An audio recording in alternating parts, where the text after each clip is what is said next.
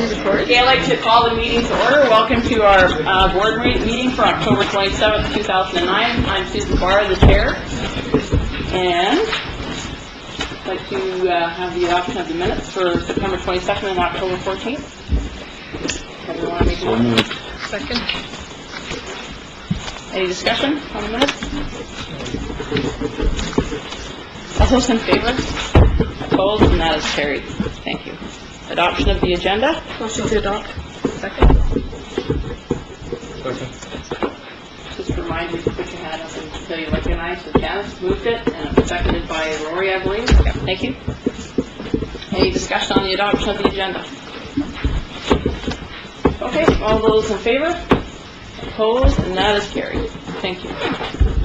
So a report on in-camera meeting held from 6 to 7. There was an in-camera meeting, and we talked about personnel issues and legal issues. So we have to report. We'll be resuming again after this meeting. We have no presentations or delegations, so we'll move to old business. First, I'd like to see if we have someone make a motion to move to committee of the whole.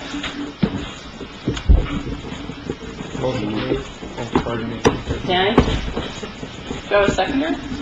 Second. Okay, all those in favor? Opposed? And that is carried. Okay, so I thought that it would be an idea to have a committee of the whole so that we are able to have sort of a fuller discussion so that the public can further understand how we came to vote the way we did, and we're not speaking to emotion at this point, just to have an opportunity to give people an opportunity to say whatever they have to say. So, who would like to go first? Anybody?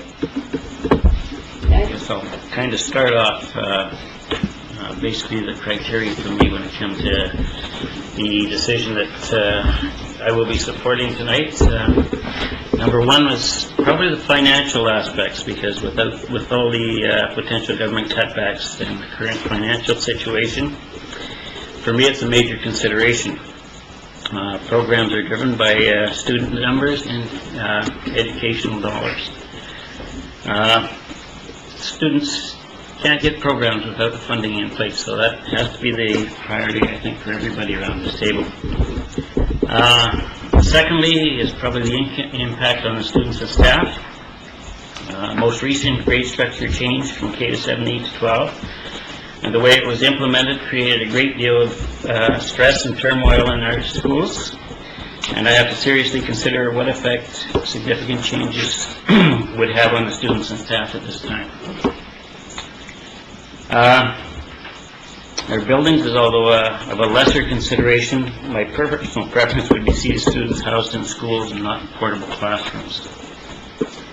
The public's opinion, having attended 7 of the 9 public meetings and read numerous emails and surveys and opinions, assisted greatly with the decision that I have to make tonight.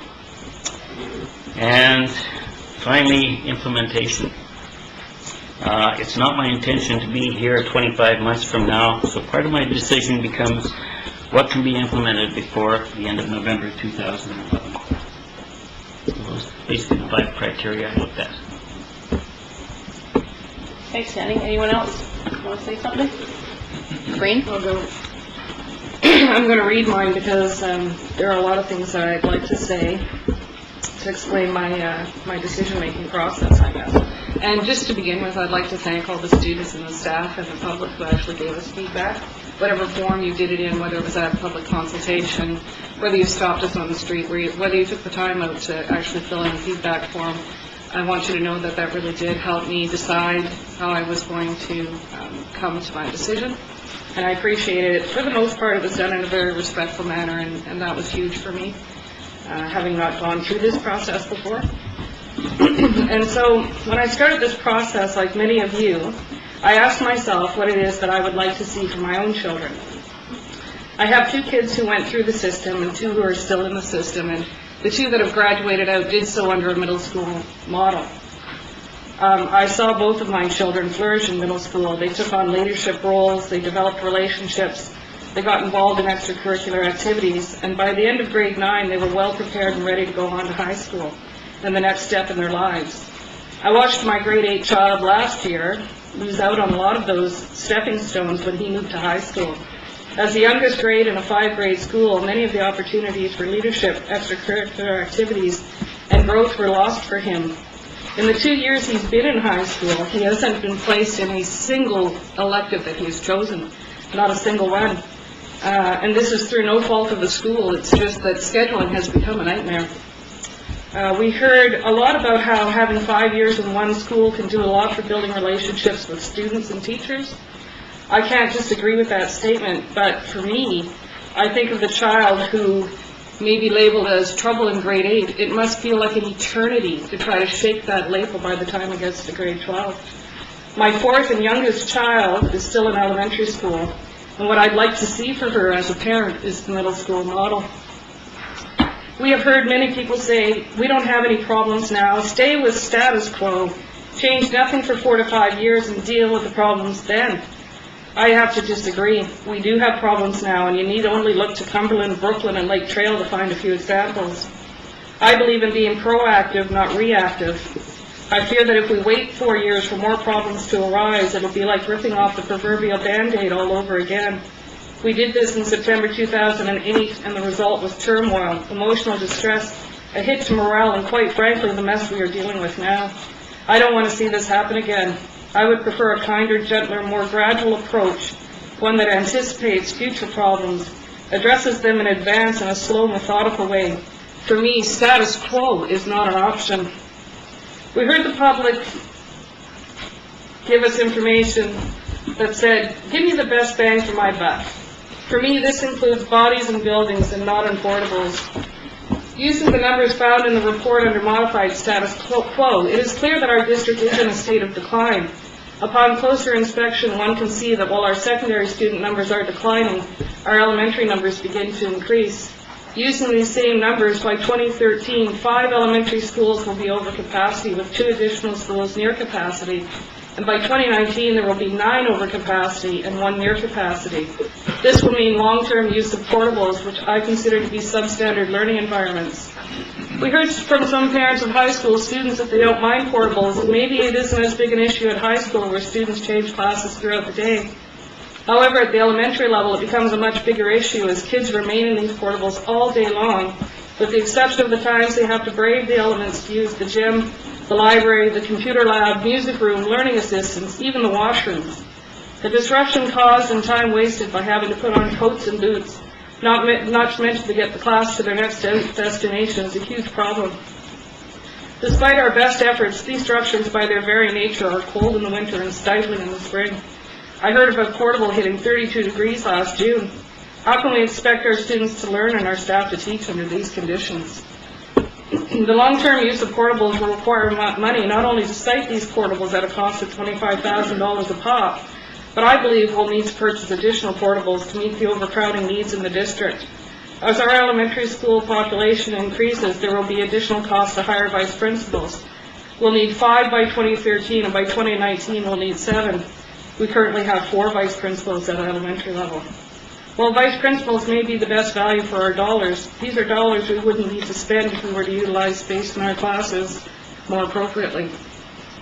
Under modified status quo, while the elementary schools will be bursting at the seams, our secondary population decreases to a point that some of our secondary schools' viability will be in question, or at the very least their ability to provide a rich and varied education will be questionable. Some of the best feedback I received came from the teachers at Highland and Vanier. Their feedback was devoid of emotional statements like we're too tired to change, and focused instead on how best to meet the needs, both for educational growth and emotional development of our students. I believe that size does matter when it comes to cohorts. Simple math shows that a cohort size decreases, the ability to offer the courses to the students will decrease as well. My 2 older children graduated with cohorts of over 200 and had little to no problem getting the courses they wanted and needed. I worry that my grade 9 son's cohort, which is approximately 130 now, may fall, who knows, as low as 100 by grade 12 due to the transient nature of our district. And using the numbers found in this report, my daughter, who is currently in grade 5, will indeed have a cohort of less than 100. With a student-teacher ratio of 25 to 1, it isn't hard to figure out that if at least a quarter of your peers aren't signed up for the course that you want, you just won't be getting that elective. Not to mention what it does to staff not running courses every year. If you're running courses every other year, the logic tells you that a teacher has a hard time to become proficient in that course and to be able to teach it in a manner that is appropriate to the student learning. And teachers may find themselves teaching courses they haven't taught in 20 years. The staff at ISBEL recognized that not all schools are or will be faring well under modified status quo. They suggested that we leave things as they are and that we support those schools that struggle with whatever they need to thrive, whether it is in the form of extra money or extra staff or by implementing other solutions during the lean years. We may need to consider this as the cohort size declines. Without attention to the secondary system, this district will face further turmoil in the very near future, as we will have to work to solve these issues. Many people in the district have said that we don't need to be a cookie-cutter district, that in fact we are not one now.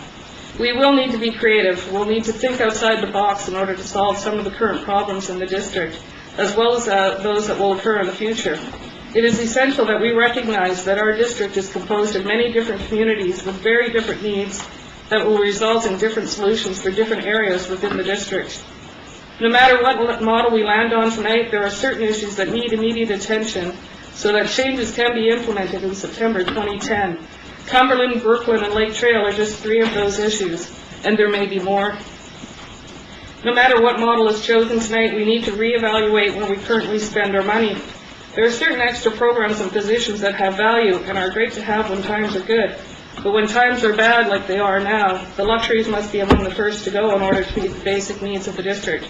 We will need to look at reallocating funds to support those things that we value and need the most. No matter what model is selected tonight, we need to examine our secondary school programming to determine what we value, how we can meet all students' needs, how we can best offer courses, and how best to ensure the success of all the district students. No matter what model is chosen, we need to come together as an entire community to ensure that together we can move this district forward and help all students achieve success. And no matter what model we land on tonight, I will support it 100%. Thanks, Corinne. Anyone else? Ma'am?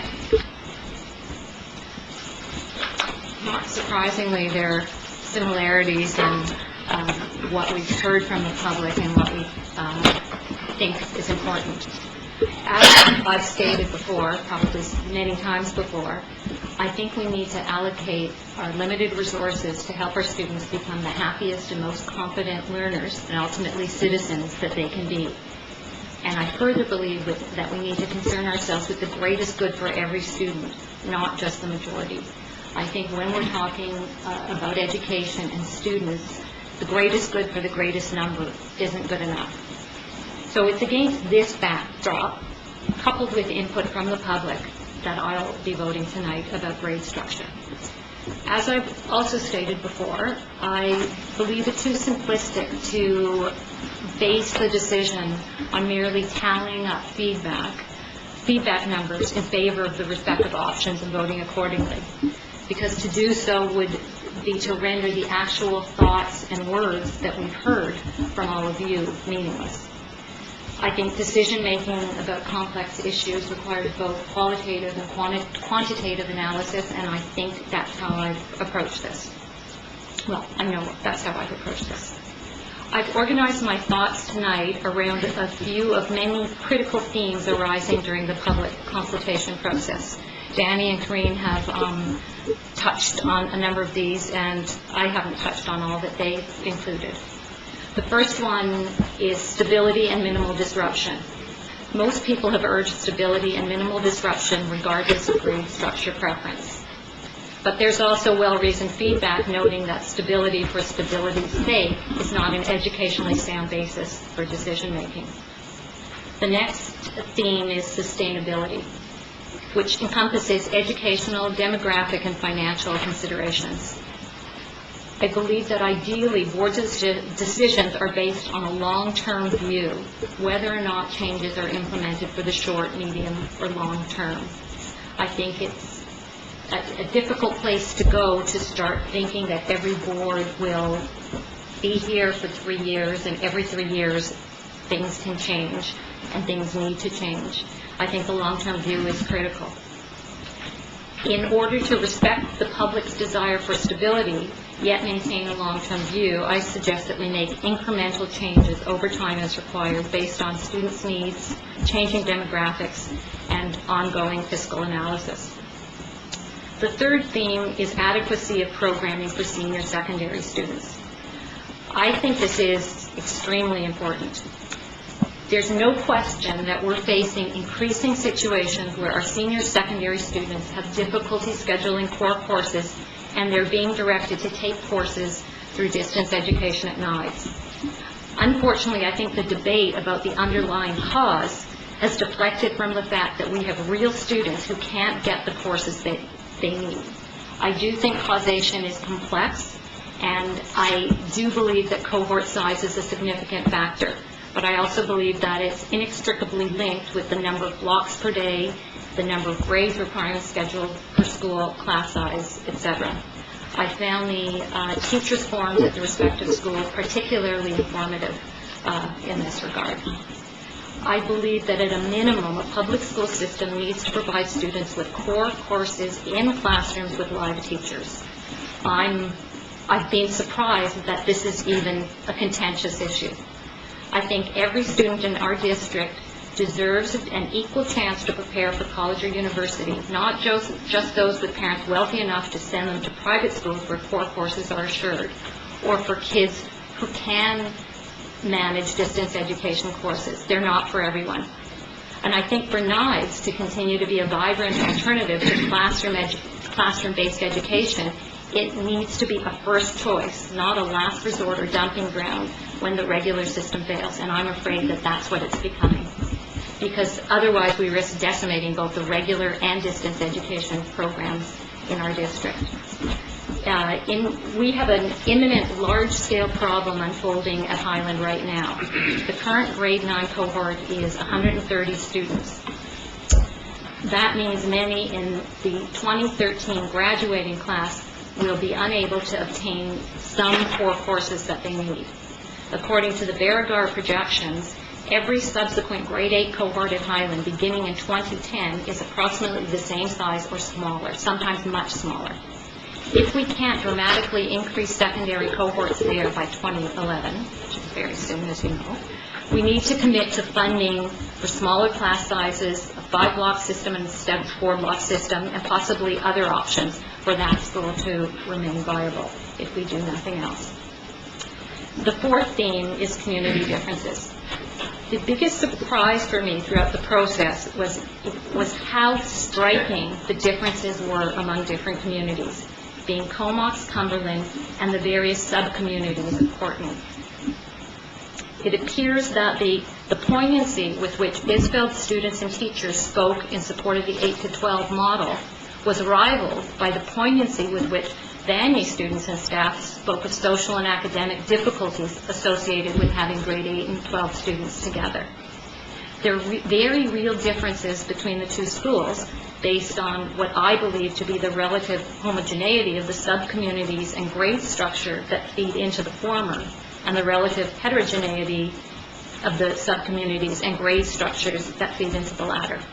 And Highland, as you might expect, was in the middle. Most students were pleased, not wanting change, but believing the middle school model preferable socially and academically.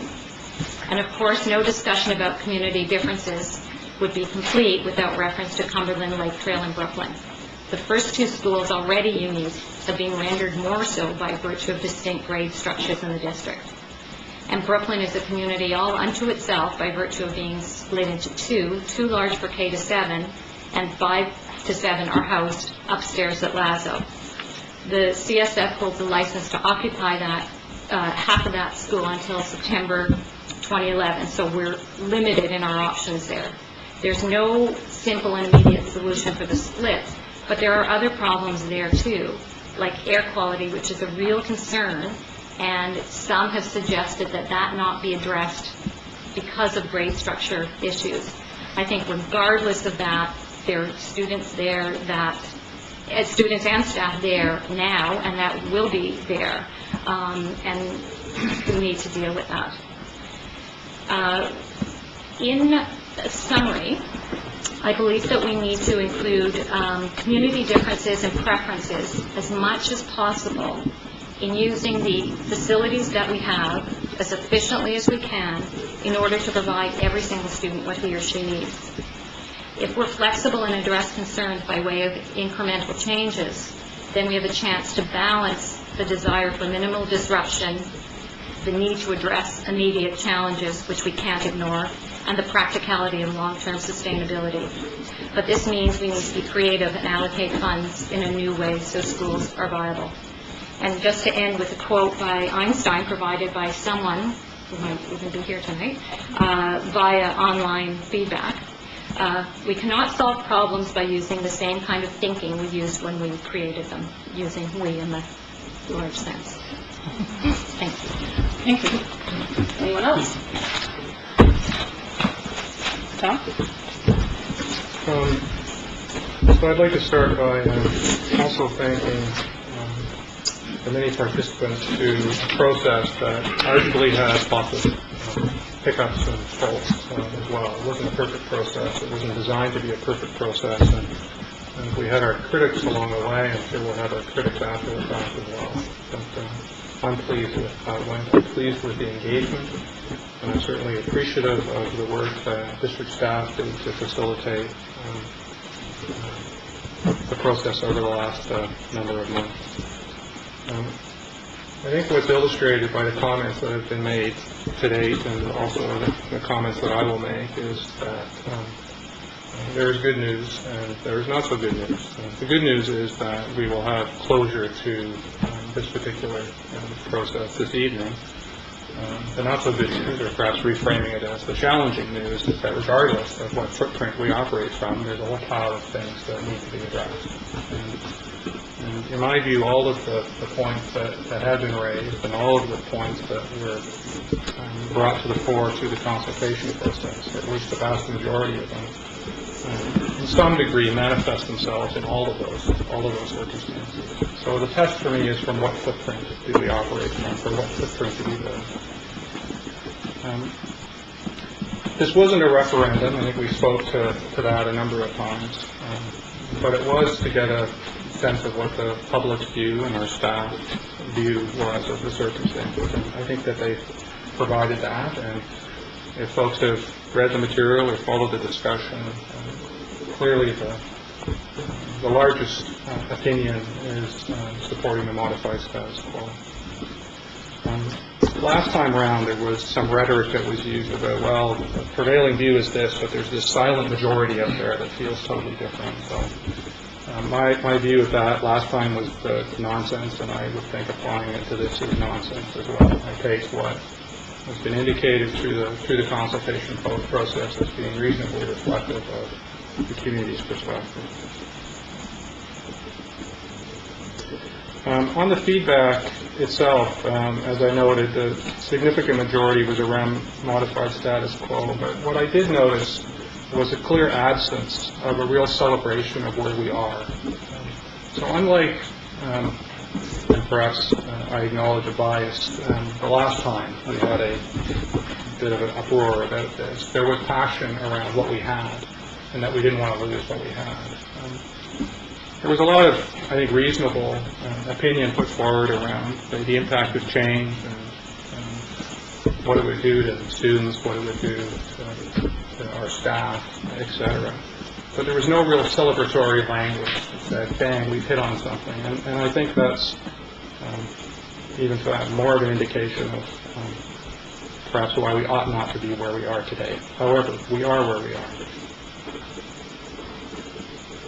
The context for my making a decision, I declared that early on, was to look at it in the context of an educational and an operational imperative. In other words, not can we, but should we, and more to the point, must we, move from one thing to another. I also wanted to reflect on, and did reflect on, some of sort of the perhaps not so subtle nuances of the result of the previous process.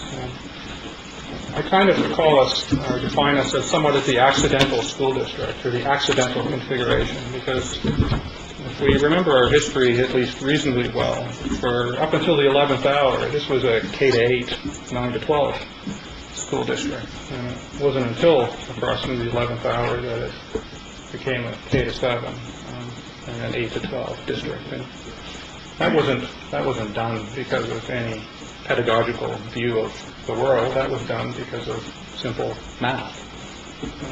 The schools couldn't accommodate grade 8s, the elementaries, so they ended up in high school.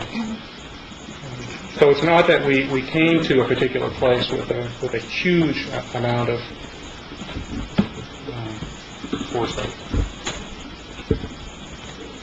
Boards have the capacity to do anything they want within the law. I think it's been demonstrated in the past in this district that if a board can, a board will. But I don't think that having the ability to do something should be the test. It really should be, must we do something? The other point that I want to actually ask my colleagues to consider is that we have three options, but we actually live in one of them. So this isn't analogous to our building a school district from the ground up and having three choices. So from my perspective, there's a presumption in favor of where you are. You need to be argued off the place where you are. So we live in one of those choices. And much like the last time, we ought to have argued from our current configuration to any change in configuration. Again, required versus wanted. Good, thank you. Either of you want to say something? I'm going to read mine as well. 8 months ago, I stated that status quo was not an option for our school district, and I still stand firm on my belief. The change that lies ahead is one that I hope will heal this community, put us on a somewhat stable path, and ensure all children of School District 71 receive an equitable education. Several members of the public have openly asked how the board will weigh their decision. I am only one of 7 on the board. However, I have stated publicly that I will rely mainly on our administrators and teachers' views. I cannot, in good conscience, weigh my decisions based on emotions and those who want best for only their child, as I have the interest of 8,000 children to consider. An administrator on the grade restructuring ad hoc committee stated, "We can offer rich programs with 170-plus student cohort size." And another administrator stated he gets nervous when numbers go below 150 student cohort size. Will we be able to offer rich and extensive program packages for the students who are in grade 4 and 5 this year, whose projected numbers will average less than 120 student cohort size? Elementary curriculum can be taught in any space as they have a set curriculum. This is not the challenge. Our challenges lie within our high schools and how to utilize the space effectively and ensure we can offer extensive, rich programming that will engage our students better prepare them for the world, and as well as support student achievement. The question to our community should not have been about which option you prefer. Instead, what does the community value? Do we value maintaining 3 high schools at whatever cost? Or do we value ensuring our children rich programs, both academically and trades-driven? Do we as a community value specialist teachers teaching our children at the high school level? Or do we accept a teacher that hasn't taught math for 20 years and has to because his special class can only be offered once a year? People want stability within the high school, saying they want the teachers to know their kids for 5 years. This may not be the case. Teachers will feel instability as long as we have declining enrollment. So reassignments will be a fact of life for several more years. Our community needs to heal from a reconfiguration that has left many of us divided. Teachers pitted against teachers, schools against schools, neighbors against neighbors. Let's show leadership and have that valley be able to believe in our district once again. Okay, I'll just start with something that I commented before running for trustee and while I was on that side of the table a long time ago. Seems like way a long time ago after tonight. Locally elected school boards of education are the public's voice in education. We connect with our communities and ensure that local values and priorities are reflected in public school programs. And this past year has been a very difficult year for all of us. And when I make my decision tonight, I'm basing it on listening to the community, listening to the teachers and the principals, the students, and our senior management staff. And I would personally like to thank every single one of you that come out on these Tuesday nights and listen to us and put your feedback in, and our senior management for all the time and effort they've done on that. So the only comment, and regarding this whole reconfiguration, when I looked up reconfiguration in the dictionary, when it replied to the Comox Valley, it's a word that would definitely divide a community, pit parents against parents, school against school, and create a lot of fear and anxiety and unrest within the community. But on the other hand, it brings out the passion.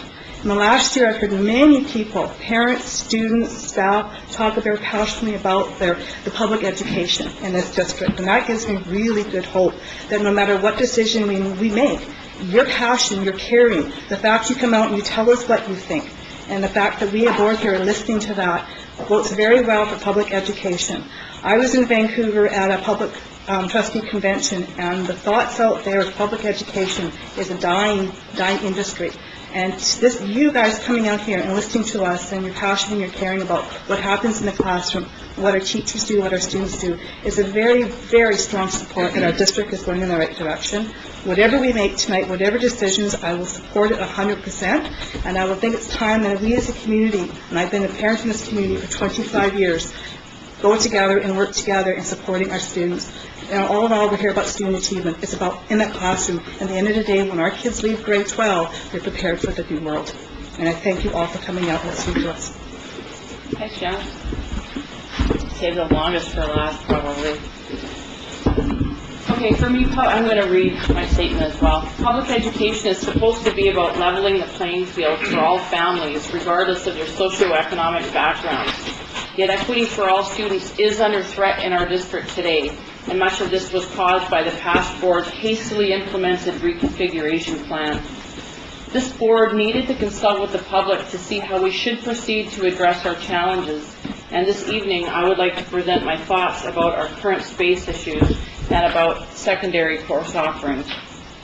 First, space issues.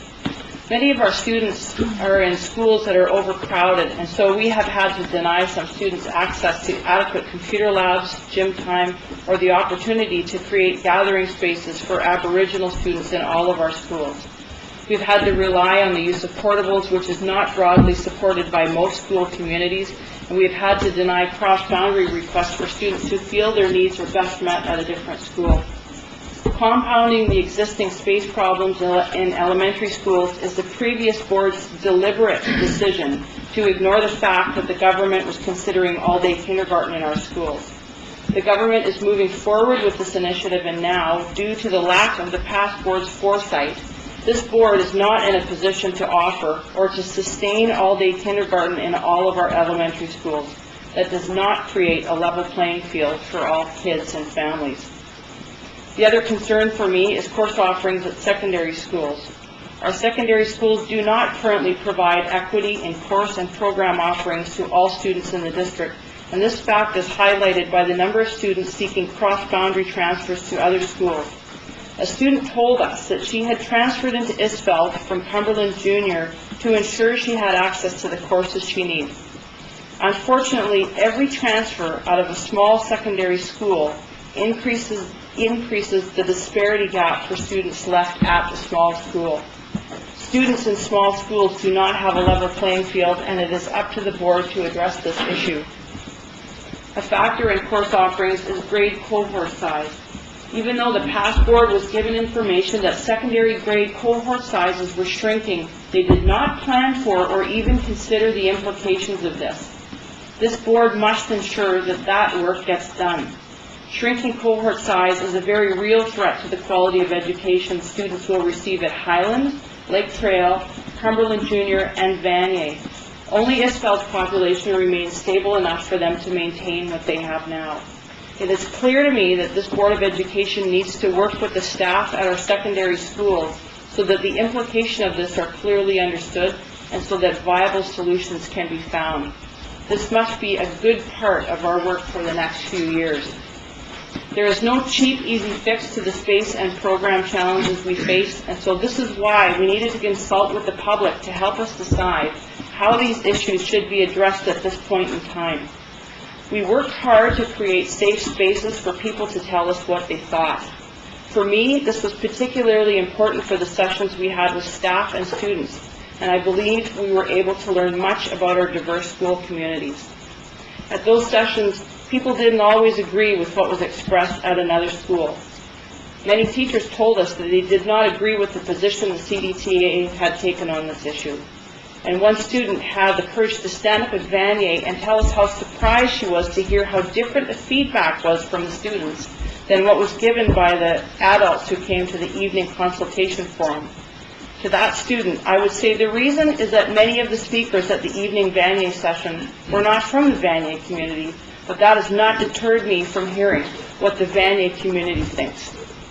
In my opinion, we did hear distinctly different things from the people at Highland, Isfeld, and Vanier about their greater school communities, and this has greatly influenced my vote this evening. I support diversity in a wide array of shapes, sizes, and colors, and I think that we have a great opportunity to move this district forward at this time in a way that considers needs differently. But in saying so, I have a big belief that the best way for kids to learn is in a classroom with a teacher in front of them. So I personally do not support relying on distance education as an alternative to classroom learning. So far, I reject the notion that a viable alternative to classroom learning is having a teacher webcast their class to kids across town. And until someone can demonstrate otherwise, I do not believe that busing students between our high schools every day in order to give them access to the classes they need will work either. This would force high schools to use identical block rotation schedules. It would force the implementation of one valley-wide timetable. It would dramatically increase the cost of busing, and it would destroy the unique culture of each high school that is clearly very important to the individual school communities of Highland, Isfeld, and Vanier. During our consultation, I was overwhelmed by the number of people who said that they trusted that this board would make the right decision for our district. I am really humbled by the public's trust in us, and I accept the mandate that they have given us to move the district forward in a way that benefits all of our kids. This board kept our promise to consult with the public on this issue. We are ready to move forward and make this decision, and I look forward to doing so in a few minutes and putting this behind us. Anyone have anything further to say before we have a motion and move back to the regular business report? Thank you. So, someone want to fence? Move back to regular minutes, please. Okay. Second, all those in favor? Opposed? That is carried. Thank you. So next, we have grade structure for District 71 on the agenda. There are three motions that could be made. We just ask that a trustee would pick one of those motions and that we debate that motion. Anyway? I would move that the board continue planning and implementation of a modified status structure for the district. Excuse me. Thank you. Anyone want to second that? Second. Lori? Okay. Want to open debate, Dan? Yep. I've come to this decision based on the 5 criteria I stated previously. And it should be no surprise to anybody here that my personal preference would be a configuration that contains 7 to 9 middle schools. But I was not elected to implement my personal preferences. I feel I was elected to do the best for our students while considering the pressures that we are currently under. The majority of what I've heard is that we need stability in our schools. Many of the proponents of middle schools have also come to the conclusion that now is not the time for more change. For me, other than the financial considerations, I have put the greatest weighting on my decision on the wishes of the school staffs and students. They are the ones who are impacted the most by the decision of this board. The modified status quo also has the least financial impact on the district. However, I do think we need to do a better job of educating our public on the financial ability of this board. Although we have several $1 million in our capital accounts, these funds cannot be used to provide additional teachers and support staff.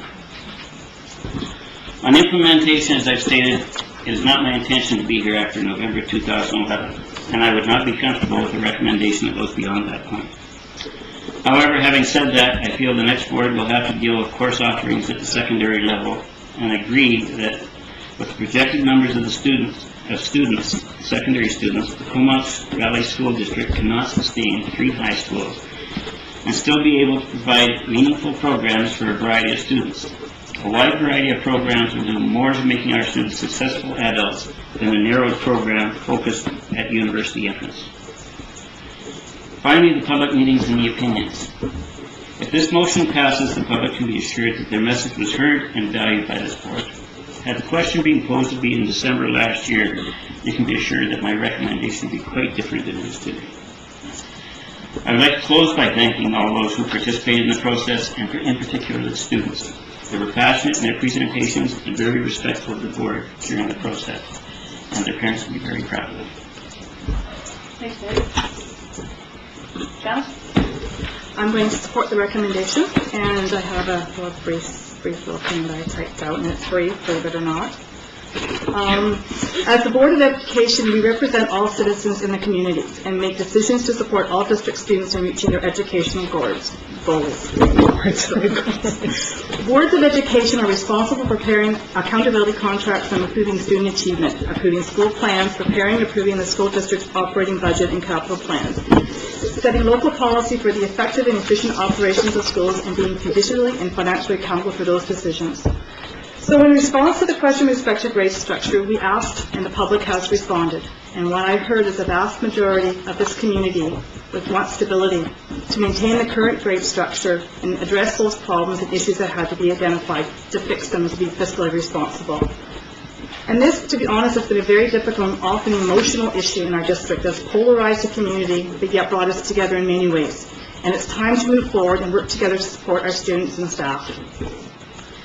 After attending a meeting in which the Deputy Minister of Education spoke in regards to budget in school districts, it's even more apparent and clear that boards will have to do more with less. The government has once again changed the goalpost and more likely will continue to amend, cancel, postpone grants and other funding allocations to school districts. The downloading on the MSP costs, the introduction of the HST, and the cancellation of annual facilities grants and the hold on capital plans were all big surprises to school boards and extra costs inflicted on school districts. We simply cannot afford to take money out of the classroom to reconfigure the district. It's simply not practical or fiscally responsible to do it at this time. This is not to say that I do not value middle schools, because I do. I fought to save them. And I'm normally insensitive to the issue over cohort sizes. I am. But this is not about going back. This is about taking what we have and moving forward in order that we be able to protect the resources, stability, and support in our classrooms, improving our student achievement. After all, that's our mandate. Anyone else? Rita, I think I saw you next. As I stated previously, for my own children, I would like to see a middle school model, preferably the 7 to 9 structure. I believe it best addresses the needs of students of all age groups. It provides a series of steps to allow them to mature at an appropriate rate in an appropriate environment, and also serves their educational needs. It further reduces the need to rely on the use of portables as learning environments. That being said, unlike other parents in this district, I don't have the luxury of thinking only of my 2 children. I must consider the needs of all the students in the district. It's a decision I must admit I have struggled with. I believe that the results of the November 2008 election were due to the public's feelings that the previous board didn't listen to them before they implemented the change that has caused this district so much turmoil, that the previous board ran their own agenda.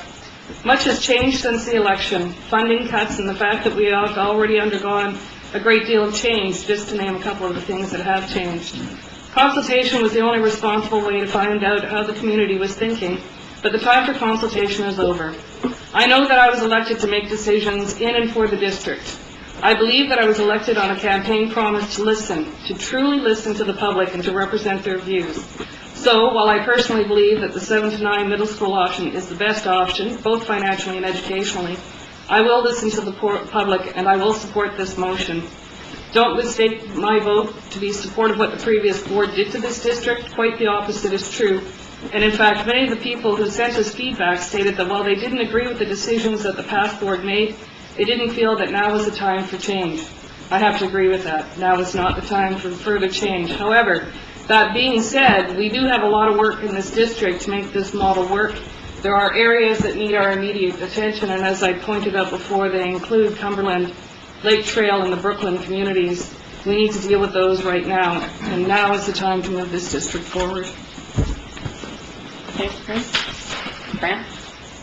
In brief, I would support the motion as well, but I don't promise to be brief about what I have to say.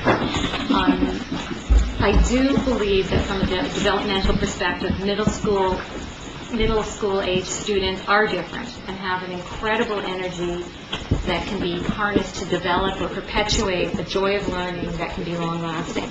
And I think these needs are really best addressed in a middle school model, whether that's in a middle school building or in a large school with separate wings for middle school and senior school. We don't have that here.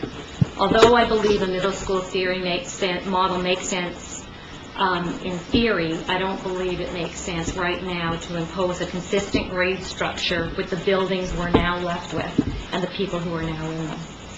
This is aside from financial considerations, which of course have to be factored in. But most importantly, as those who've spoken before me have said, the public seems pretty clear about wanting minimal disruption at this time, regardless of their views about what they think the best model is. But we do have issues that need to be addressed.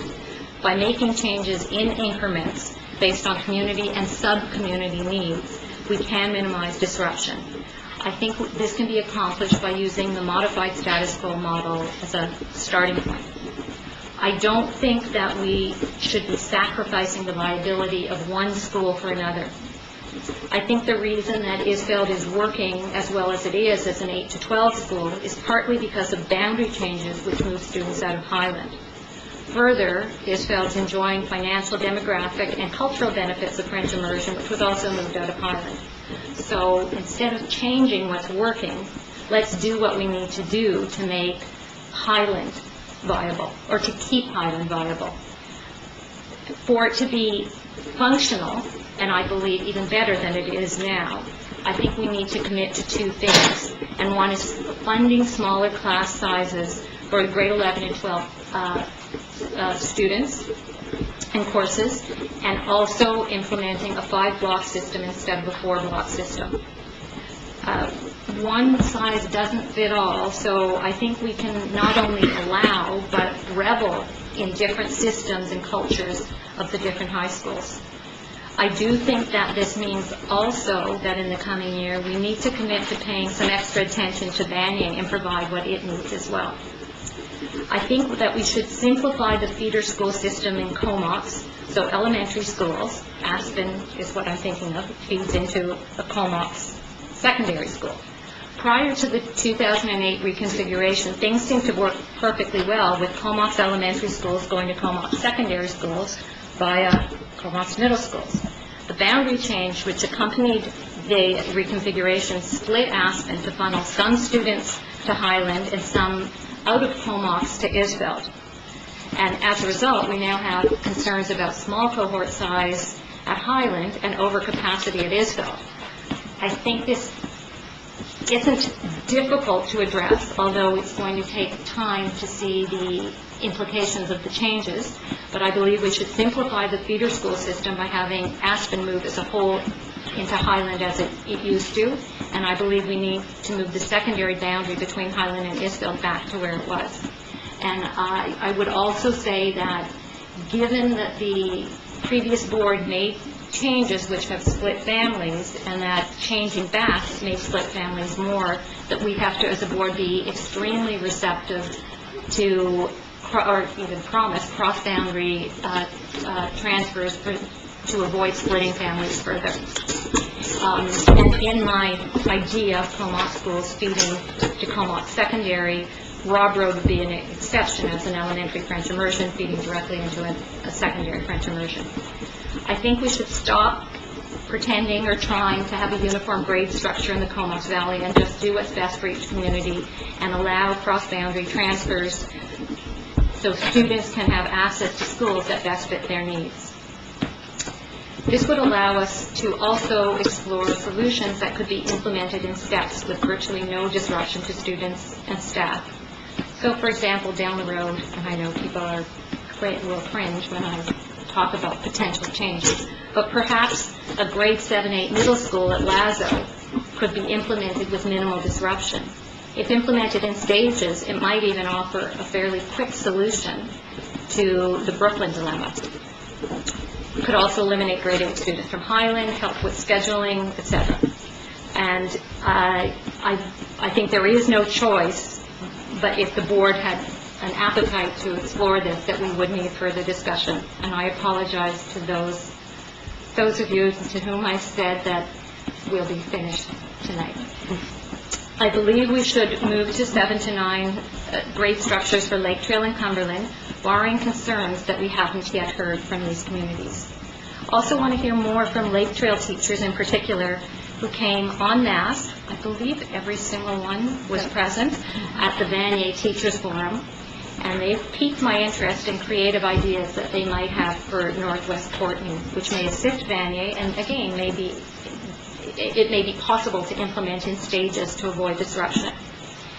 I think we should support thriving small community schools, even if they're operating at less than full capacity. If numbers become ridiculously low, we can look at creative uses for extra space and only think of closing such schools as a last resort. Again, there is nothing I hope for more than to be able to lay the topic of grade configuration and reconfiguration completely to rest tonight. I think we're close, but I don't think we're there yet, as I do think we do need to fine-tune and tweak and modify in increments until we have the best system that we have for the time being. And I do think that these solutions are temporary and may be able to have a long-term view, but I do think that in some years, the same issues will need to be looked at again. Okay.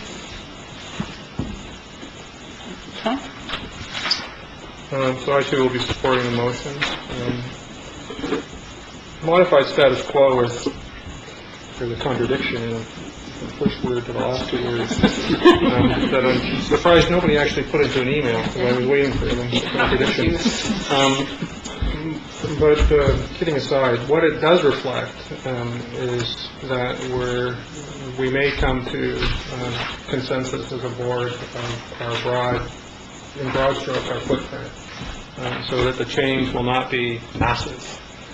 But to suggest that it's status quo and that there will be nothing that will be different over the coming years, I think everybody knows that that's just not possible or even desirable, given the comments that we heard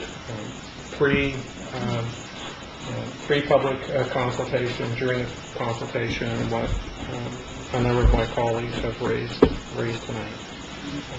But I do think it offers us, at this point in time, the best of a somewhat flatline situation, and I reference flatline in the context of, again, not seeing any celebratory language, any defending of, this is really great, I'm passionate about what we have language in the feedback, nor in the live consultation. Now, again, I may have missed it, but I didn't hear it and didn't read it.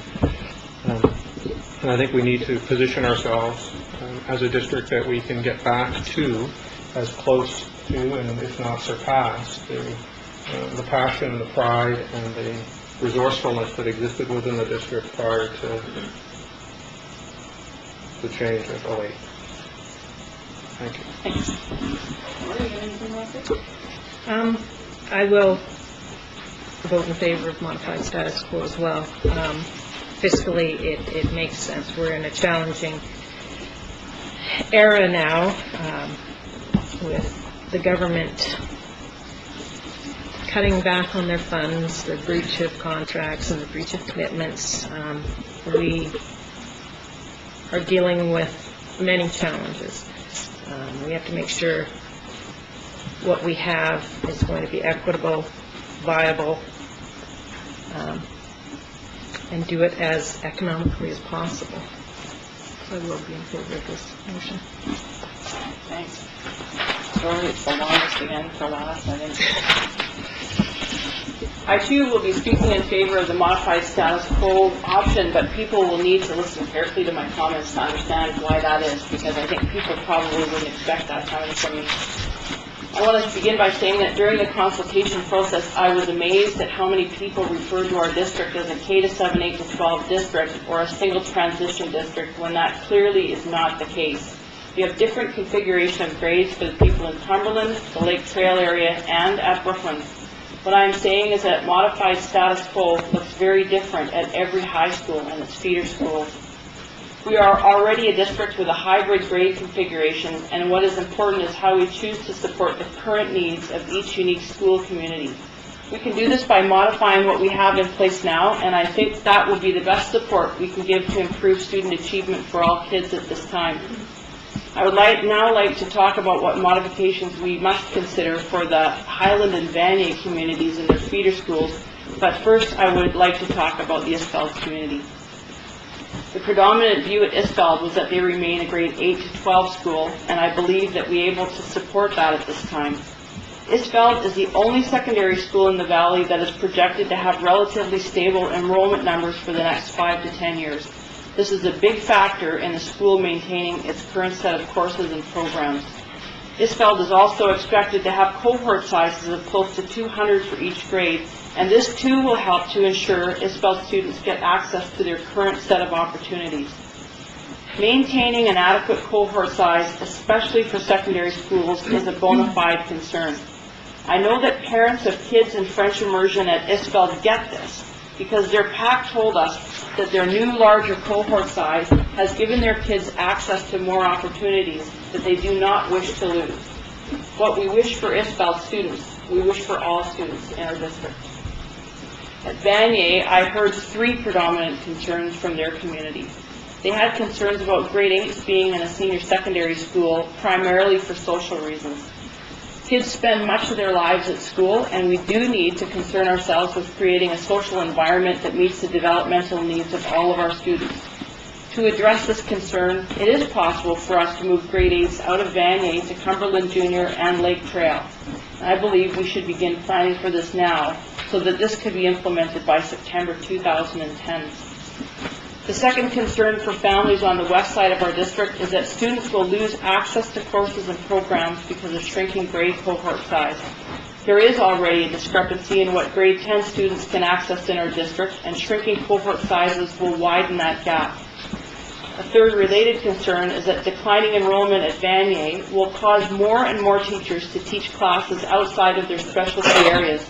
Some may have to start teaching subjects they have not taught for several years. This is already happening. One teacher told us that this year he is teaching a subject area he has not taught in 20 years. I'm not sure I'd like to be taught by someone who last taught the subject 20 years ago, yet we will increasingly be relying on teachers to do so. To some extent, we can mitigate the effects of declining enrollment and small cohort sizes on the west side of the district by moving all of the grade 10s from Cumberland Junior and Lake Trail over to Vanier. I believe we should begin planning for this now, with implementation for September 2010. And for additional solutions, the Board of Education will need to talk further with the Vanier staff. This leads us to planning for grade structures that best support the elementary schools on the west side, as well as Cumberland Junior and Lake Trail. We need to make a plan that recognizes that we are on the cusp of seeing elementary school enrollments begin to increase. I believe that we need to make a plan that will ensure all families have access to all-day kindergarten on the west side. And I believe that the preferred place for kids to attend school is in a building, not a portable. So rather than cite more portables, it makes sense to move grade 7s into Cumberland Junior and Lake Trail. I believe we should plan for this modification to take place in September 2010. I also believe that we should plan for all students located at Cumberland Junior and Lake Trail to have full access to the rich educational opportunities those buildings provide.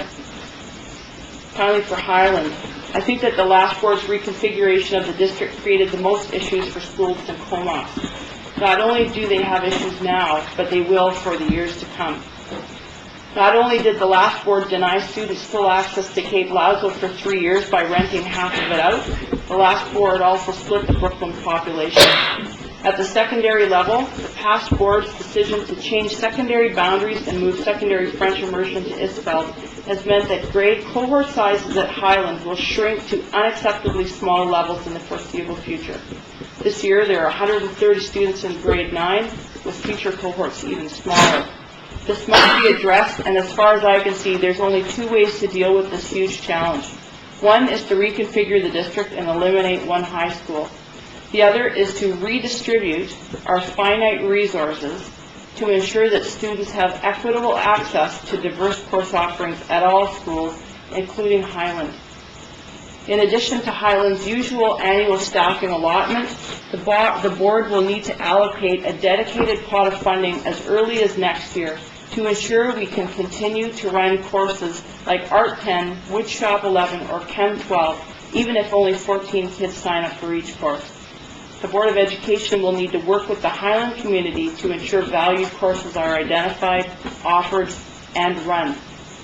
Shrinking cohort sizes will also pose an increased burden for teachers, as they will increasingly be teaching more split classes, a wider variety of subjects, and subjects they have not taught in 20 years.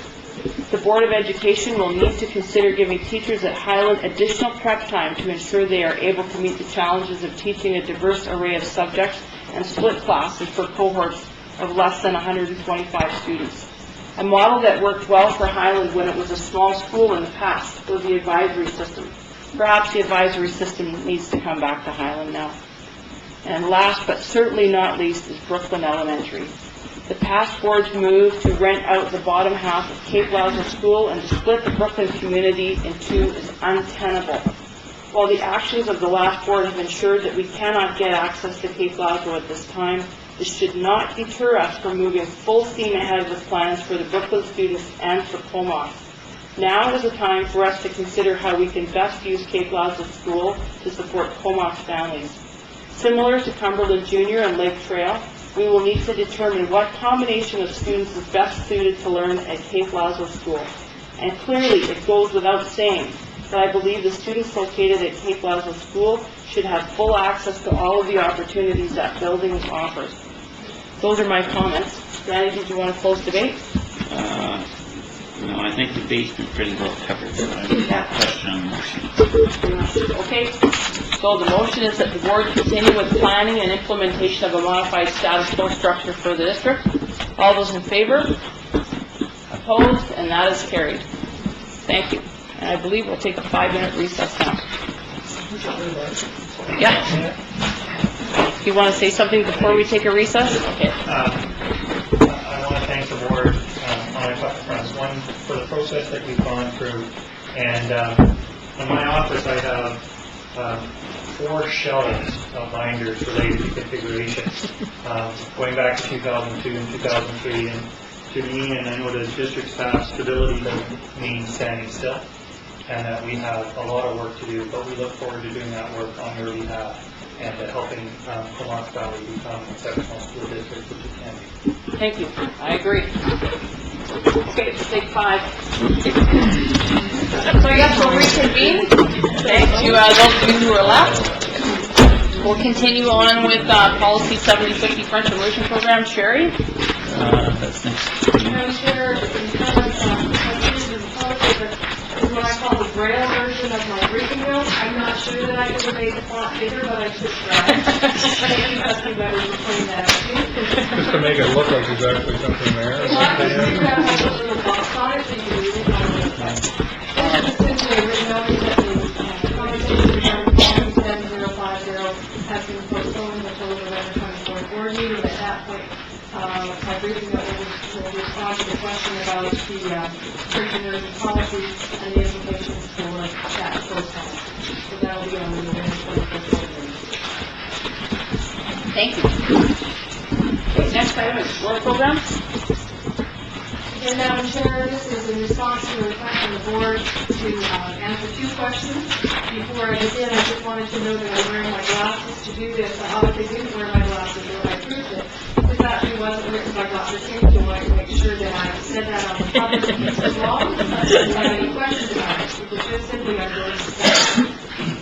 The board asked for some information regarding the cost of reverting to the 2004-2005 model for the Explore program, and what that would cost in terms of adding additional prep time to those teachers. I think the briefing note speaks for itself.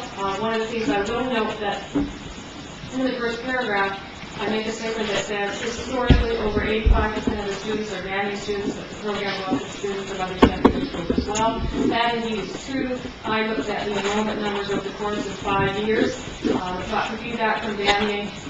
In fact, I did not include this year's numbers, but over the course of the last 4 or 5 years, I may be out by about 1.5%. Some years it might have been less, maybe when it was between 8.82%, and some years it might have been slightly higher. So then Explore staff wanted me to note verbally that it could, their thought where it was more like 82 to 83%. So I may be out. I just looked at the sheer demographics of the numbers of students who transferred into that program from under 5 and I didn't include this year because the program hasn't finished recruiting and runs, of course, the second semester, so I didn't have access to the That's the only difference there. So the question were, what would the cost be for the additional prep time and whether or not the program needs to become a district program. And certainly, as I state there, it's the only reason to look at it becoming a district program is simply around the prep time. Additional prep time can be added in a model that exists, so that it is part of the banding. The staffing is connected to the banding staffing, and the program operates out of banding and welcomes students from other schools. So if that was the reason for looking at whether or not it becomes a district program or not, in fact, it could simply be a question for additional prep time. As we have noted several times, we're expecting the board to direct us to very quickly go to a secondary program review, and that very question about the Explore becoming a district program could very well come out of that discussion in all secondary programs.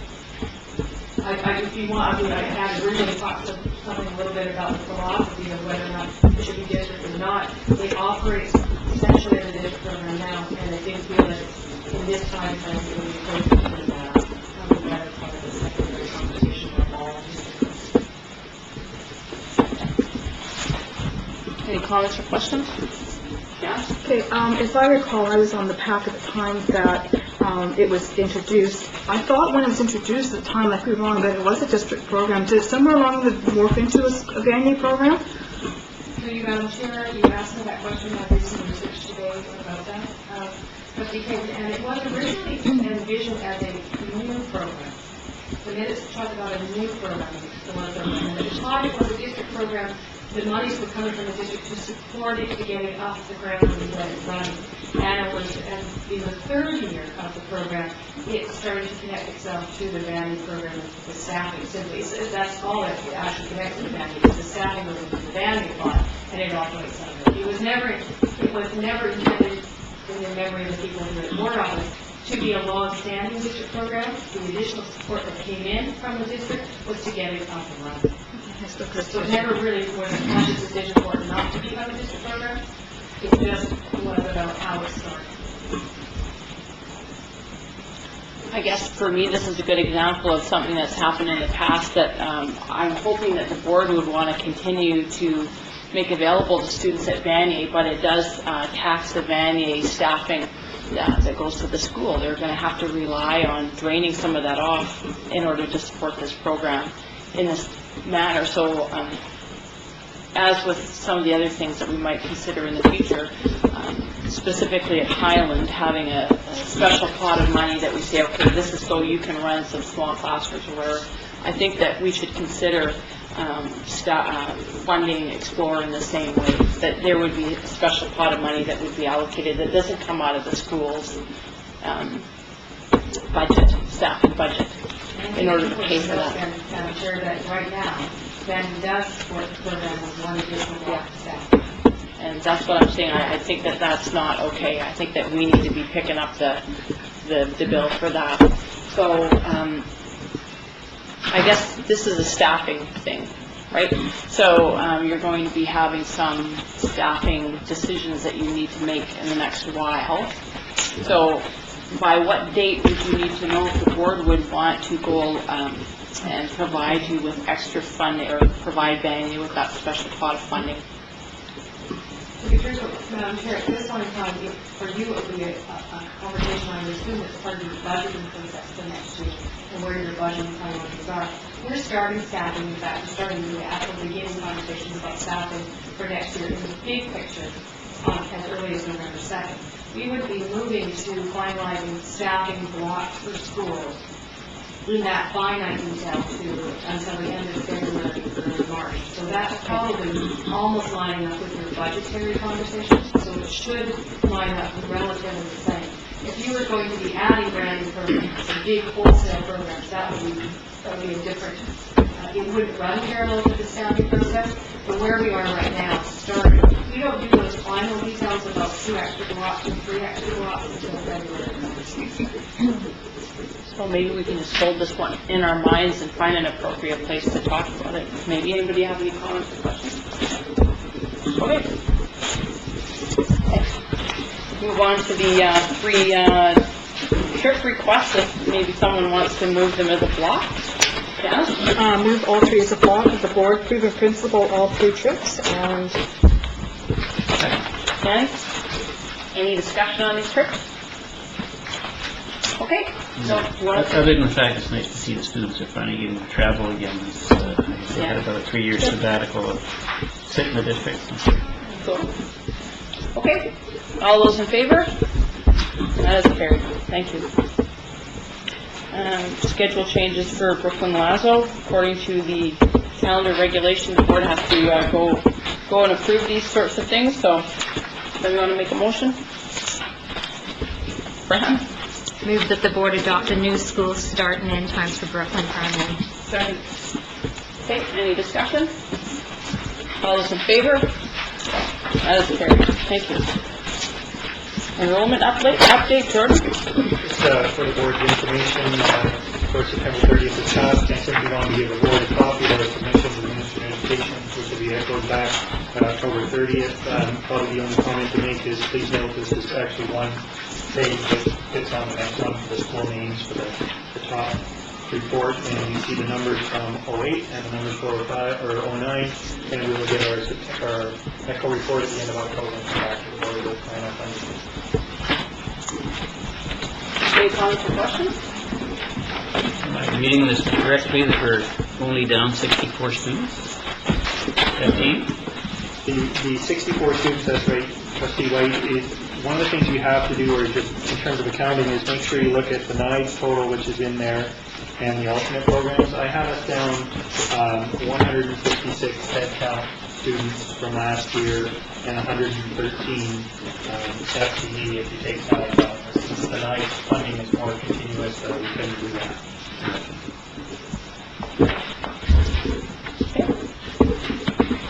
Glenn? Page 20, there's actually a letter, and actually, sorry, we didn't title the motions there very well. Actually, this is a request for the chair to sign a letter on behalf of the board about the annual facilities grant funding, and in this case, at the end of the fiscal year, June 30th, we were in a deficit. Originally, the ministry told us we didn't have to apply for permission to run that, and then they've since changed their mind, so I'm back to ask if the chair would please sign the letter. So just to be clear, you didn't do anything differently this year than you'd done for years, with the budgeting for annual facilities grant money, right? No, actually, this is the first time we actually ran this far into a deficit. We actually had a very small surplus in the previous year. So this is the first time we actually ran it. And again, that's because they quit funding it in March. It's made it difficult not to run it. Quit funding it in March, and we found out when, September 1st or something? Actually, it was August 28th. Nice. Okay, so I have board direction. Tom? I have a question. We will retire this deficit from future. And so actually, it is funny, but do we actually believe that there is something? Is this like next year, 2 years, 3 years? Madam Chair, certainly when I did this letter, as you probably gathered from the date, it was a short time ago, right? It wasn't, this last week, it was a month ago. I certainly believed at that time that there would be AMT available. Since that time, though, I think I have seen some indication that it may come back in quite a different form. But whatever form it takes, I would, adjust and ask the minister for permission to use that. I mean, that's really what we're doing, is we're saying that. So maybe I'll ask it a different way. Will we be able to retire this next fiscal? Based on Pardon me? It is certainly my hope that I can do that, but I cannot guarantee anything. Glad you're not my financial planner. Certainly my hope. Oh, come on, I mean, think about it, we're actually ahead of the game, right, because we're running on their money. Yeah. Okay, thank you. Jan? This is part of my provincial council update, but we had a very distressing conversation with the deputy minister, who told us flat out that it's very unlikely that for the next 3 years we will see the annual facilities grant. That was the indication he gave us at the beginning meeting on Friday night. So I am cautiously not optimistic we're going to see it anytime soon, but I support the letter asking them anyway. Just a question, why don't we ask them if we can't just add the 1.6 we were supposed to get this year? Seriously, why can't we ask to run a $2 million deficit? Actually, in effect, if they do not fund it at all this year or next year, that's what will happen. As they're slightly different years, if they will know in March whether they're going to fund for the March 2010 to June 2010 period or not. And at that point, if they say no, yes, they're really going back and actually asking to run a deficit that's probably closer to $1.2 million, $1.3 million in that particular special trust fund. So I just have a question for Janice. It seems pretty foolish that the government would say we're not going to give you any money to keep your buildings in good repair. I mean, if we don't fix roofs, they're going to cave in and we're going to have a lot more trouble. Was there any recognition that buildings deteriorate? Some of these schools are 50 years old and... Oh, yeah. Oh, yeah. I can give it to now, or you can wait to my report, but the reality is very simple. There's no money. Deal with less. And they will, in cases where there is, and I guess it happened in the Lower Mainland, where there was health and safety of students and staff, they will make exceptions and provide necessary funds. I believe there's a roof in the school in Surrey, if I remember correctly, that there was a health and safety risk, so they actually reversed that decision. But he basically told us, ain't gonna happen. If I could, I mean, the other piece that the approvals that those other districts got that Kate's referring to is capital reserve, right, that's used to fund those. So they may come back to us with some thoughts about that as well, where it would be rather than wait for a deficit, we use some of that capital reserve that technically is their money anyway, in the sense that they have full call on the true capital reserves that are out there, and we still at this time have $8 million in it. Great. Thank you. So we don't have a motion on the floor on this at all. Anybody want to make any kind of motion? I make a motion and try anyways. Do I want to ask to run it up? Yes. Seconds. Okay. Any discussion? All those in favor? Opposed? That's carried. Thank you. I just noticed that I flew by the chair's report. I do have something to say, so just hoping that I could insert that at some point here. Are you okay with that? Shall vote it? I'm going to check to see how many pages you said. Yeah, 14 bundles. No. That's what I was talking. It's a little over a page, 14 minutes. Go ahead. Thanks. So I would like to begin by thanking the many people who told us they appreciated the opportunity to give us their input about grade structure over the past 10 months. And I'm actually really glad to be able to read what I have written here, because I was anticipating that we would vote the way we did tonight, and I'm glad that I got it right.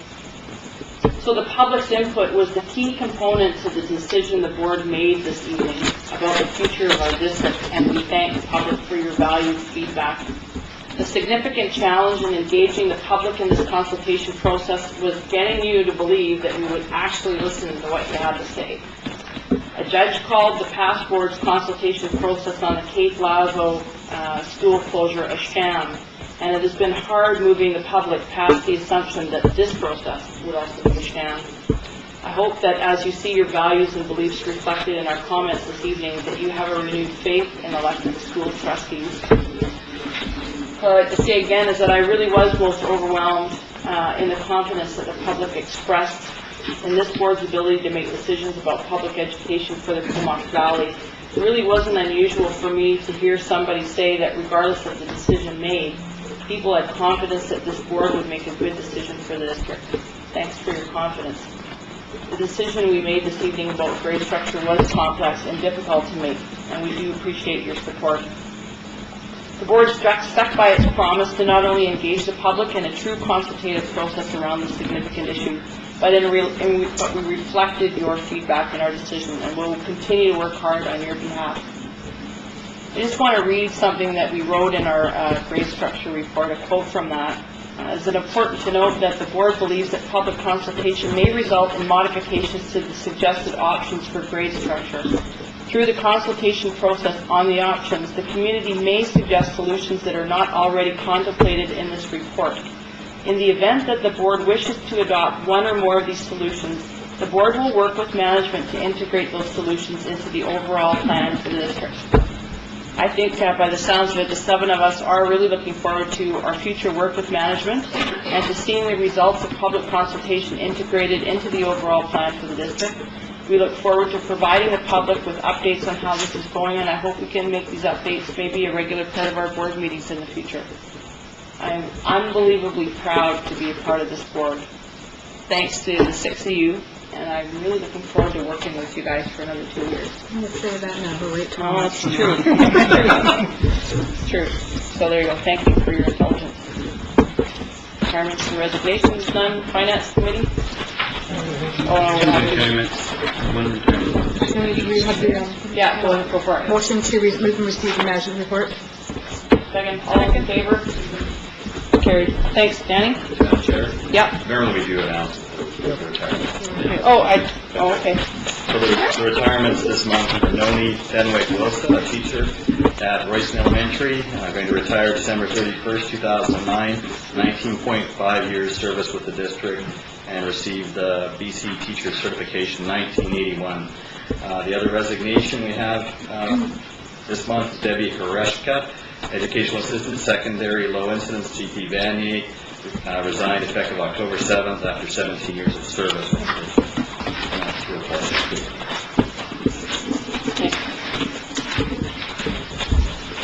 Okay, so Finance Committee met on October the 19th, and the item that was on the agenda was the budget process. And we discussed some suggestions for a more inclusive budget process. And what we're proposing is to implement a budget advisory committee with a specific meeting schedule, including all the partner groups, so that everybody's working on the same page when we come to the public budget discussions, and each of them can report back out to their respective parties. As part of the discussion, it was we decided that be comprised of the one individual from each of the following groups: there's principals, vice principals, CDTA, CUPE, ESPA, Aboriginal Ed, DPAC, French Advisory with the Secretary, Treasurer, Director of Finance, and 2 of the trustees from the Finance Committee, plus any other trustee who wishes to attend would be welcome. That's where we sat from the report, and basically looking for approval from the board. Comments, questions? I'm just wondering about 2 additions to that. There's the newly formed Fine Arts Committee in the district. A lot of kids have many interests in different fine arts pursuits in the district, and I think that they should have a representative on the committee. And I think there should also be someone who would be an advocate for students with special needs on that committee. Not a management person, but perhaps a parent of a child that's maybe in life skills, or an elementary child that has got many different issues. They're not really adequately represented anywhere. Do they have any kind of group that advocates for them? Yeah. So that's my 2 cents on that. So I like this idea. Thank you for bringing it forward. And just to avoid skirmishes down the road, it is one individual from each one. But that individual doesn't necessarily need the same individual, because No, it's whoever the nominating body decides to send. on any given meeting, Yes. but one. Yeah. Anyone else? Somebody want to make a motion? Well, I would move that we accept the Budget Advisory Committee as part of the budget process. And I would include the fine arts and the challenged parent. My only concern is how they're going to select that one. So. Anyone want to second that? Second? Second? Any further discussion? I take issue with the parent for special needs. I think we could get ourselves into a situation where it's one parent who is advocating for their child and not for all special needs children. That's my grave concern, that they don't report back to a committee per se. I'm going to agree with Lori. I think that the avenue is for District Parent Advisory Council, and if there was a parent that felt strong enough that they wanted to talk on behalf of the students, that would be the avenue to go. I would support the fine arts, but I think that we need to go to DPAC for the parents. Anyone else? Well, I think that personally, a person can't really understand the life of a kid with special needs unless they're that kid or they're that family. If people don't have someone like that in their family, they don't get it. And there needs to be someone in this time of dwindling budgets and cuts to be there to stand up in favor of those students. And so I really feel that there does need to be somebody on that committee. If there isn't broad support for that this evening, maybe I had heard that there was a committee that was thinking of forming out in the community to support this student group. I guess it doesn't preclude us from adding someone in the future, but No. I'd like to see it now in some way.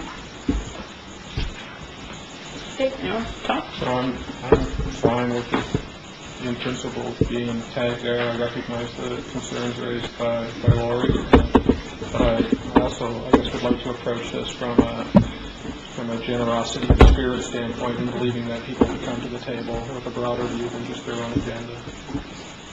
And if they end up voting themselves off the committee because of that, and I think that goes for anybody, respectfully, then so be it. Okay, anyone else? Okay, so Debbie, what have you got there for a motion?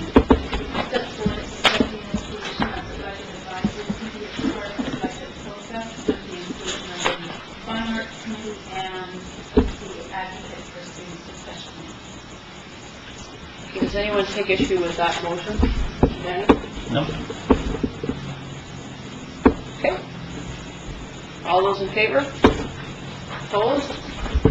And that is carried. Thank you. Proceed the finance committee report. Second. All those in favor? Opposed? And that is carried. Thank you. Board appointments to other bodies, committees. Janice? Okay, I'm going to combine both my reports together. The Vista Branch meeting, Lori and I attended that, and I'm going to talk about the business section. Hopefully Lori can just touch briefly on the, I told you to take notes. You might not have, that's okay.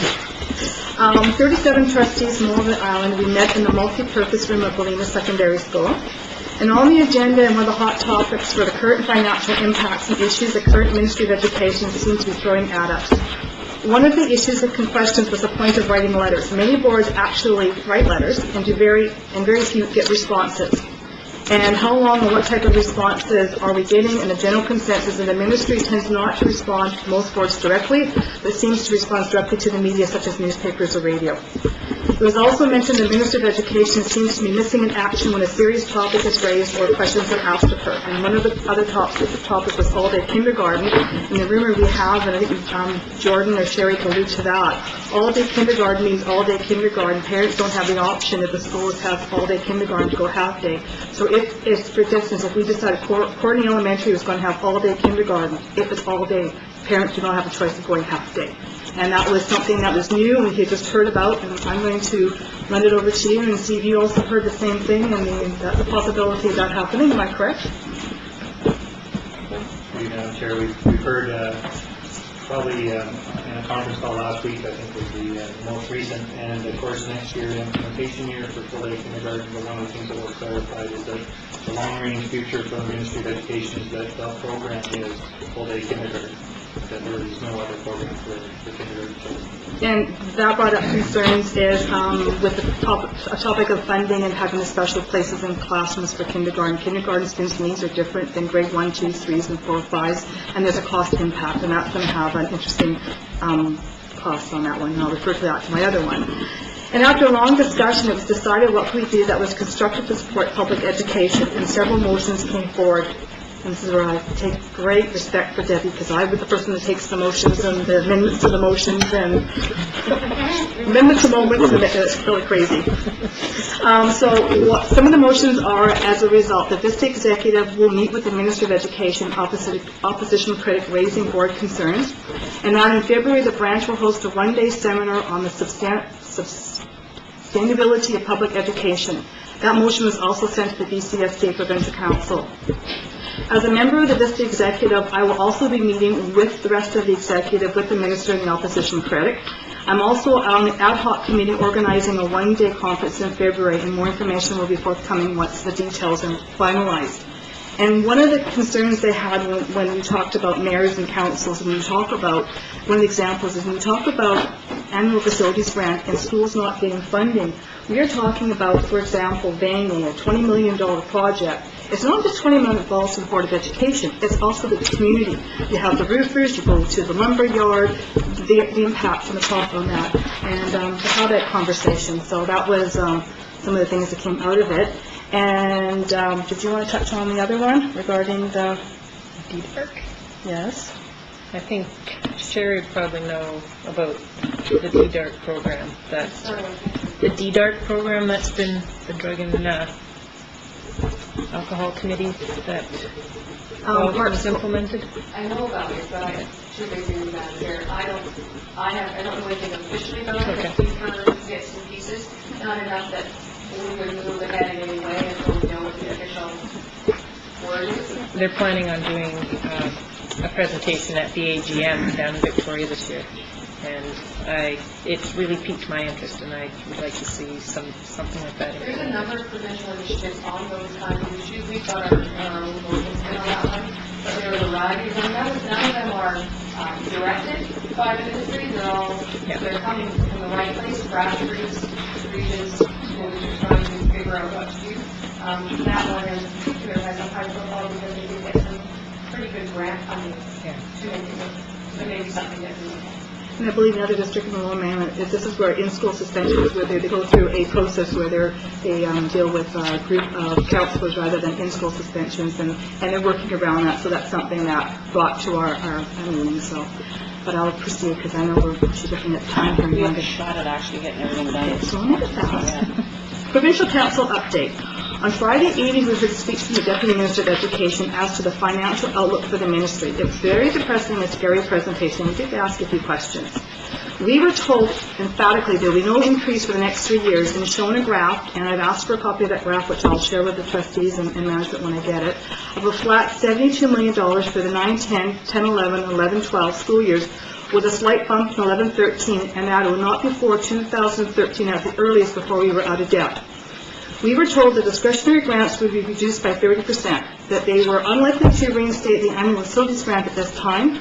He also mentioned that the ministry will be reviewing the block funding and how it funds districts, with a hint of a major change in that, and did not allude to that. What it means, less money to districts, or we weren't sure. He was unclear and rather vague on the subject, but he did mention it. He did state that there could be a major change in how monies were released to school districts. He stated that it was in fact that boards receive 3.5% interest on monies held in their accounts. You actually get money on interest. And the government has to pay 6.5 out in debt payments, and suggested that needed to be changed. He also talked about the boards accessing their monies, exact quote, much like a debit card, meaning that the ministry will hold our money and we ask for it and then transfer what we need to our accounts. And we all thought, that's great, debit cards. We all know when you go to the bank machine, you pull your money out and it doesn't work, and thought, that's great. Payday and you want to transfer money and the computers are down. That was exactly what we thought at the table. He also stated there would be no more Strong Start starting up, that he'd heard from districts that we had enough and cannot support anymore. We asked at our table of 10 trustees, and none of us had heard that one. He showed the following cuts to the budget as $2 million to Strong Starts, $82 million to School Renewal AFG, $33 million to Community Links because they've been transferred to gaming, and other grants for $31 million. Add a few others, and the total cut to the budget was $165 million. He did mention a possible increase to the block funding by a whopping $40 to cover wage increases to teachers. He also included monies held in trust accounts, and this is, as a former PAC person, I'm really nervous about, in school district level, such as PAC REAP money. They're held in, the ministry looks at that, and our money's, we've got money because the PACs have raised money for band trips or whatever it is. He did talk about that, and that number was in the millions. Clearly this is an issue, and PAC should really start talking about that one, because he's looking at his money in school districts. It's in the bank account, share money and use it. He alluded to the fact that all-day kindergarten was not an option, and we talked about that. He also spoke and alluded to amalgamation of future school districts. We're a dying dinosaur breed here. And boards being on the legislative agenda, it was an interesting meeting. The fact that the Ministry of Education has us on the agenda talking about the feasibility of school boards and whether or not we should be amalgamated. It's there. The next day, the Provincial Council met the next day to discuss the motions with respect to emergent financial issues. They were all passed with a few amendments. The motion from Vista to convene the Provincial Public Conference on sustaining public education did pass, and if feasible will be held in conjunction with the AGM, with the argument that public education is underfunded, and we need to be more vocal and vigilant in ensuring that public education is a priority and that the funding is restored. BCSA spoke loud and clear: restore all the funding, the government's cut along with the funding, MSP, etc. They also made a motion that the government restore the annual facilities grant and that BCSA will consider appropriate legal action if this is not reinstated. It's in the School Act. And the one late motion was we all got a kick out of, and some people may think it's funny or not, but I thought it was quite hilarious. On Friday evening, when the Deputy Minister was talking about deficits coming back, we heard the announcement that the government would be funding the replacement roof on BC Place Stadium to the tune of $150 million. A late motion was brought forward and passed that the government defer the funding of the roof and reject the money back into public health care and schools. Motion to receive my report, and any questions? Second. Any questions, comments? All right. All those in favor? Opposed? That is carried. Thank you. Thank you very much for going on our behalf. Despite the depressing news. Next, we have a couple of motions with requests to fund trustee travel. I don't know if somebody wants to move those as a block or separately. I would move the two as a block. Second. Any discussion? Well, I'd just like to say something about this, that actually our board here cut a third of our extra funding for travel and professional development and so forth already this year, so I don't feel bad approving this. Also, our VISTA, Vancouver Island School Trustees Association, the meeting that Janice was supposed to be held as an all-weekend affair, and that was canceled in order to save money so that resources could be directed to the classroom. So I think that sometimes we do need to get together to network, to talk about things that are going on in the province. It's very interesting to me that people from all political shapes and sizes and stripes come together and talk at these things, and that collectively that we can be a good voice for public education. So I think it's a worthwhile thing for us to go to these things. So I'm definitely supporting this motion.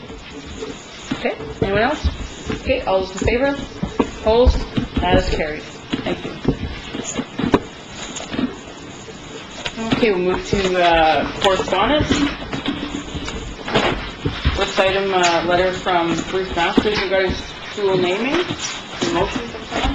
Janice? A motion received and filed with acknowledgement. At this time, we're not building any new schools, and we do have a policy in place that will direct future namings of schools, so I think that the policy will cover that and explanation. Second. Okay, any discussion? All those in favor? Opposed? That is carried. Thank you. Okay, next we have a letter from Pat Lewis, PAC Chair at Highland Secondary School regarding staffing at Highland Secondary School. Anybody want to make a motion about that? Fran? Motion I've separated the two letters, Yeah, that's, so yeah, dealing with exactly. the Highland, the staffing one.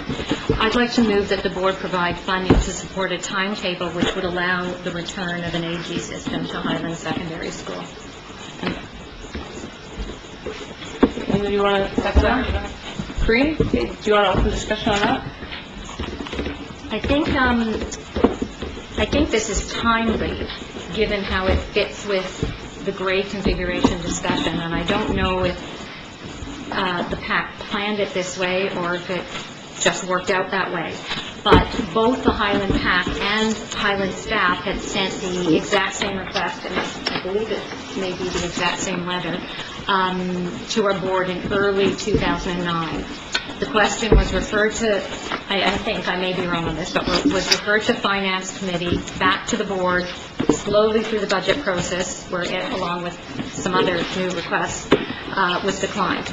At that time, I supported the request for funding in principle, but couldn't justify it financially relative to needs of other schools. I also believed it premature to implement such a change prior to a decision with respect to grade structure. But I do have a different view today. Again, I think the request is timely, and I think the block change would have the dual function of, one, alleviating some of the scheduling problems associated with a small senior cohort in a 5-grade secondary school, and 2, allowing for implementation of the AG system. When we first received the request from the PAC last January, I did a little research, discovered an interesting article in the Montreal Gazette, which cited Ontario's commitment to educational principles, which sound very much like the Highland AG system. To quote the Ontario Education Minister, Kathleen Wynne, having an adult pay attention to kids not graduating is at the heart of the strategy. What we know from the research is that a caring adult can make all the difference. So everything we've done is rooted in that philosophy. Just as an aside, in that article, there was marked contrast to what we're talking about today in terms of funding, where that government has decided to throw a lot of money at education, so much so that it's being commended by parent groups, teachers, union, et cetera, et cetera. To be clear, the system that Highland is talking about is a relationship-intense program. It has a current AG system, as do some other schools, but this is more intensive in terms of relationship between one particular teacher and students. And it seems as if the AG system has the greatest benefit for students who aren't academically inclined or who have other issues that negatively impact their ability to attend school and graduate. And if the system is as good as those who have experienced it say, and those being students, teachers, parents, administrators, then I think we should be able to see improved completion rates, graduation rates, provincial exam marks, and satisfaction rates, because there has been a decrease which is correlated with the change away, but I don't know, there hasn't been research to determine if that's the cause. We can and should look at measurable outcomes in order to assess if this system, if implemented, survives the cost-benefit analysis in the medium and long term. And so I just think that the timing is right, and regardless, I think that we should deal with it one way or another tonight. I definitely don't want to refer it back for more of the same analysis that it went through last year, for it to get lost in the long winding road of process for the second year in a row. And ironically, my last word on the topic is about Vanier. It sounds, based on the discussion we had before in the grade structure discussion context, that Isfeld is up and running as it should be. If we are able to grant Highland what it needs and desires, the next step would be to do the same for Vanier. And that would allow us to enjoy 3 unique high schools with 3 community-based approaches for optimal functioning. Because I think that sometimes the most equitable solutions are unequal. So the theme for me tonight has really been differences and dealing with schools in unique ways, dealing with communities in unique ways. And I think this is a way that dovetails with the earlier discussion that we had about maintaining a modified status quo. Okay, let's have Janice and then Tom. Okay. So I'm not going to support the motion, and there's two reasons I'm not supporting the motion. We're talking about a financial impact on a district that's already fighting to balance the budget. We've heard clearly from the Minister of Education there's no more money to make do with less. And while I respect the Highland staff and the parents, if you give to one secondary school, you give to the secondary school. Bangley had a meantime that was cut. The elite teacher position was cut. So if you give to one, you have to give to the other. That's the only fair, equitable thing we do in our district. So there's a cost factor. For us to make the decision tonight, we'll know the implications. There's no way I will support that. And if you do support it, where's the money coming from? Tom? So before I comment, Deb, could you reread the motion? I'm not sure if I heard it. Because I want to make sure I'm heard it right before I... Sure, I can just repeat. I move that the board provide funding to support a timetable which would allow the return of an AG system to Highland Secondary School. So I'm not going to support the motion either, for different reasons than Trustee Caton. For me, it seems somewhat, I don't know if it's unprecedented, but we don't normally jump from a letter to granting funding. So it feels like process-wise, there's a number of steps that have been missed. So the merit of the argument aside, and I really am putting it aside, that I don't want to be supporting a process that suggests that we're going to do exactly what is being proposed that we do. Is that a correspondence that we say, yeah, we really think it's a good idea, and we'll fund it. Because I think that's bad for our future ways of doing business. I do think, and I guess it's not my impression, and I appreciate that the Highland community may be different. I don't believe it was something that just sort of willy-nilly got lost in the last process. I think it was looked at in the last process, and it fell below a line that existed. And I don't see any reason why it should not be, again, as part of the 10-11 budget process, be part of those conversations, and the passionate, good arguments from trustees at the table or from the school community can be made and will be considered. But I won't be supporting the motion as is.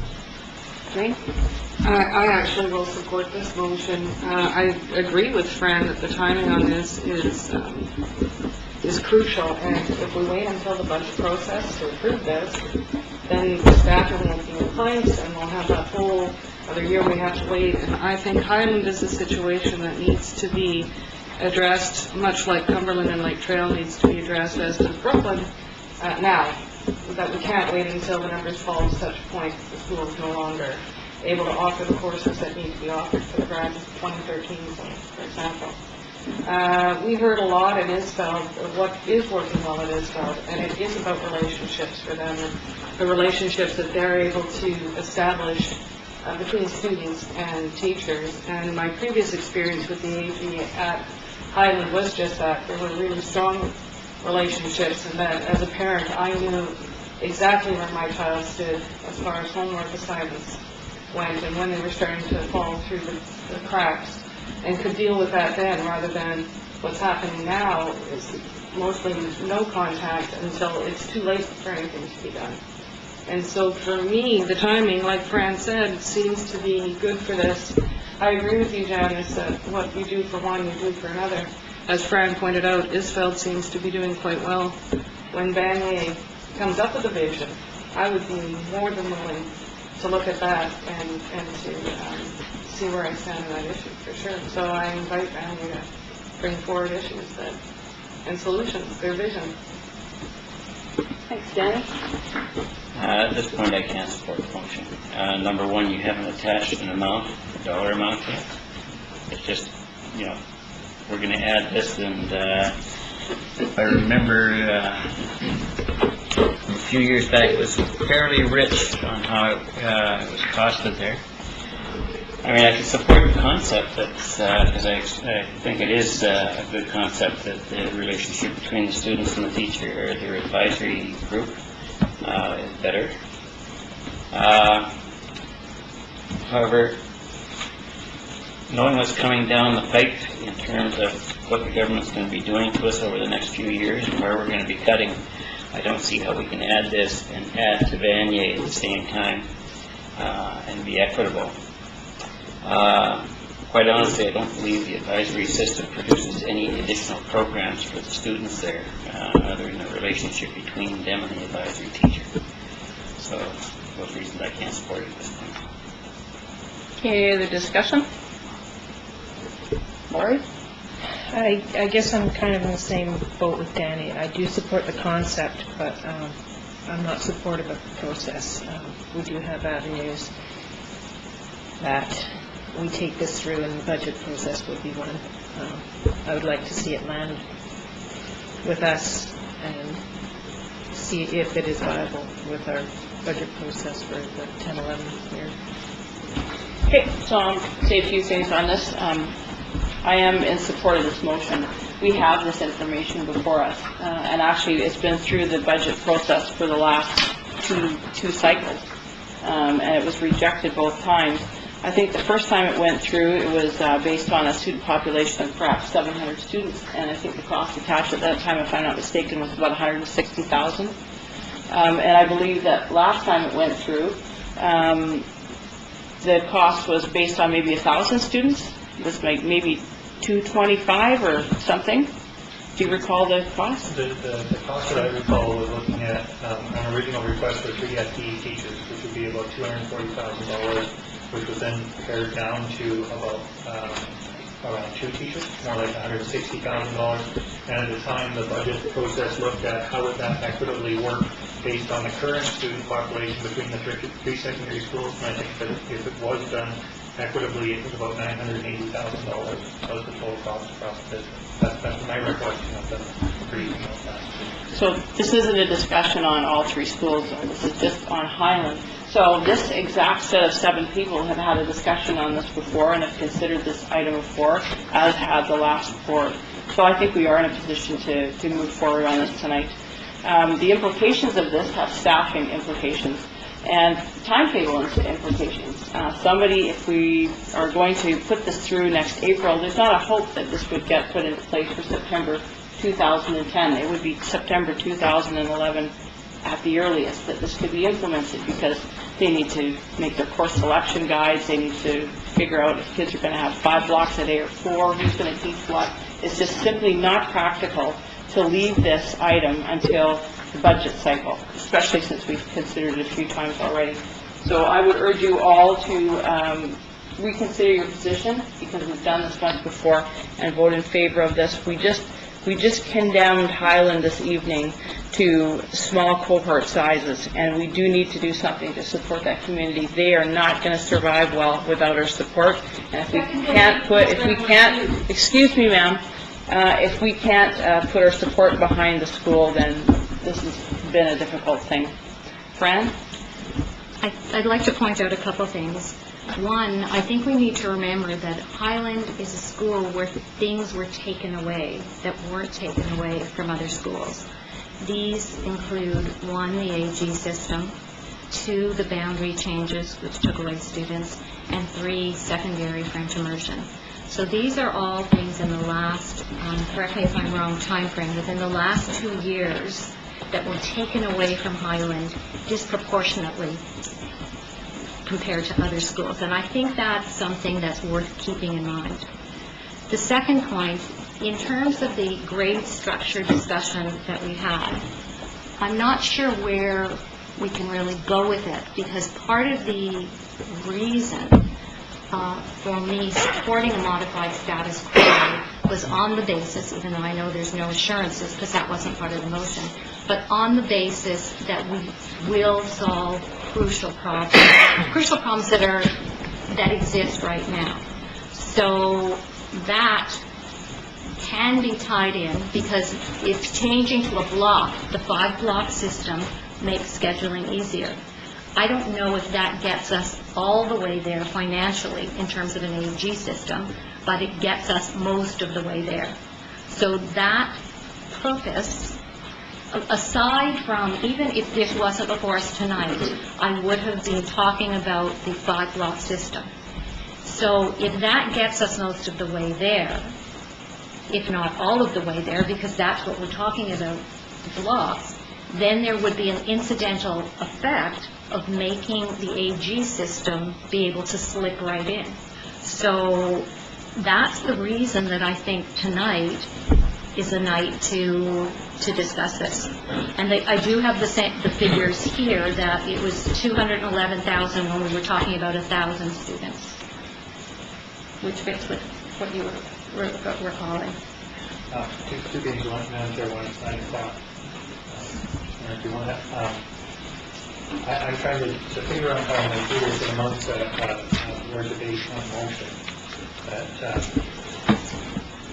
part of basically the process to suggest is that nothing that the board would do tonight on this issue would impact the staffing code 9 and 10 that we have in the board. The staffing process is not going to unfold within the next 30 days, and I guess just my piece would be to encourage it to have what you have. It sounds like what you're debating is a letter from a PAC asking the board to restructure a school, and I just think we have the time in the next month to think about that and whatever the outcome will be, but we don't have to do it tonight.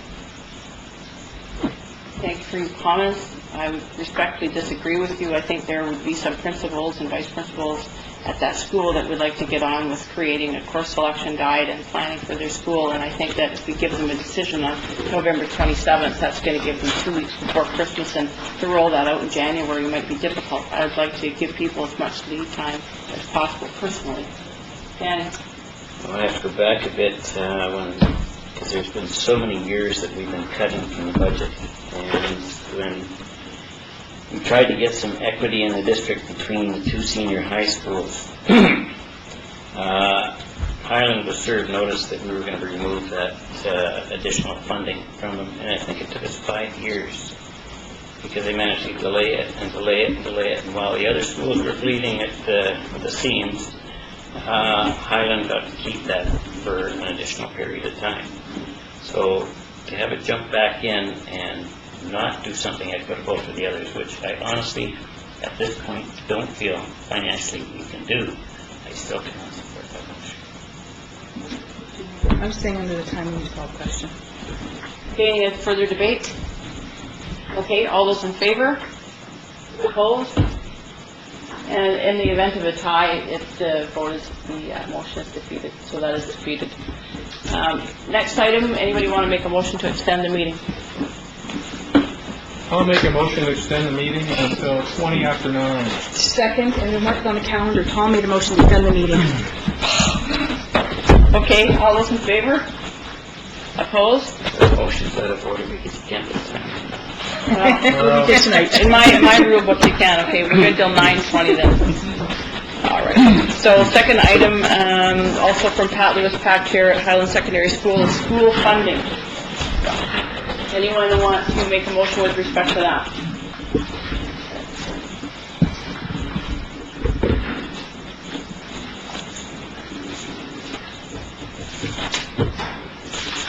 Okay, I'll pass the gavel. Motion to receive. I'll pass the gavel and make a motion then. I would move that we refer this letter to the Finance Committee and to the Operational Review. Second. Any other comments, questions, discussion? Ma'am? Thank you, sir. Thank you. It's just that I think that this is sounds like an interesting idea, something that we should shoot for, perhaps, or perhaps not. I don't have enough information, but I would like the Finance Committee, who's busy having a sidebar conversation over there, to have a further look at this letter and sort it out a bit more for us, and perhaps the Operational Review people to somehow consider this. That's it. Any comments or questions from trustees? Probably. Janice, go. I understand the Finance Committee, but I don't understand the operational review part of it. And mind you, I wasn't here during the process, but I think that we need to deal with in the Finance Committee our own house first, and I won't be supporting the motion on that part there, so I'm okay with the finance, but not the other parts. Can I just make clarification? I didn't hear operational, Yes, you did. operational review. Yeah, I can't support that motion with that added, so I just don't understand why it's going there. Lori? I guess I'm kind of in the same boat. I understand the budget process aspect of it, but the operational review, I'm a little leery about. Is there any consideration to amending the motion? We've got some people over there with their hands up. Fran?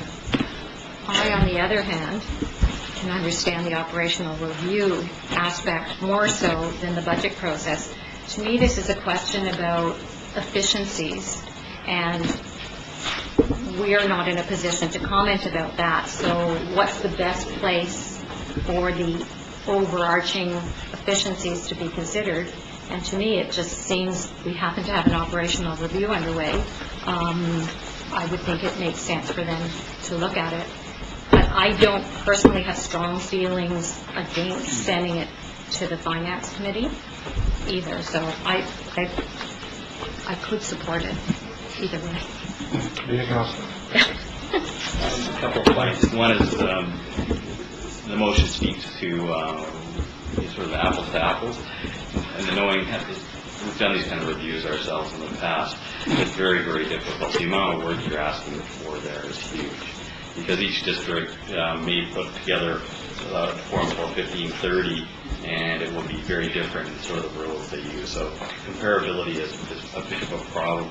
And the second one is, I don't think, from what I've seen in the operational review to date, it's not been part of their mandate. So I think by expanding it, I think you better expect to spend some more money if you're going to do that as well. Okay. Any other comments? Dan? Well, I'm comfortable with either one, but I think the finance committee is probably where it should start.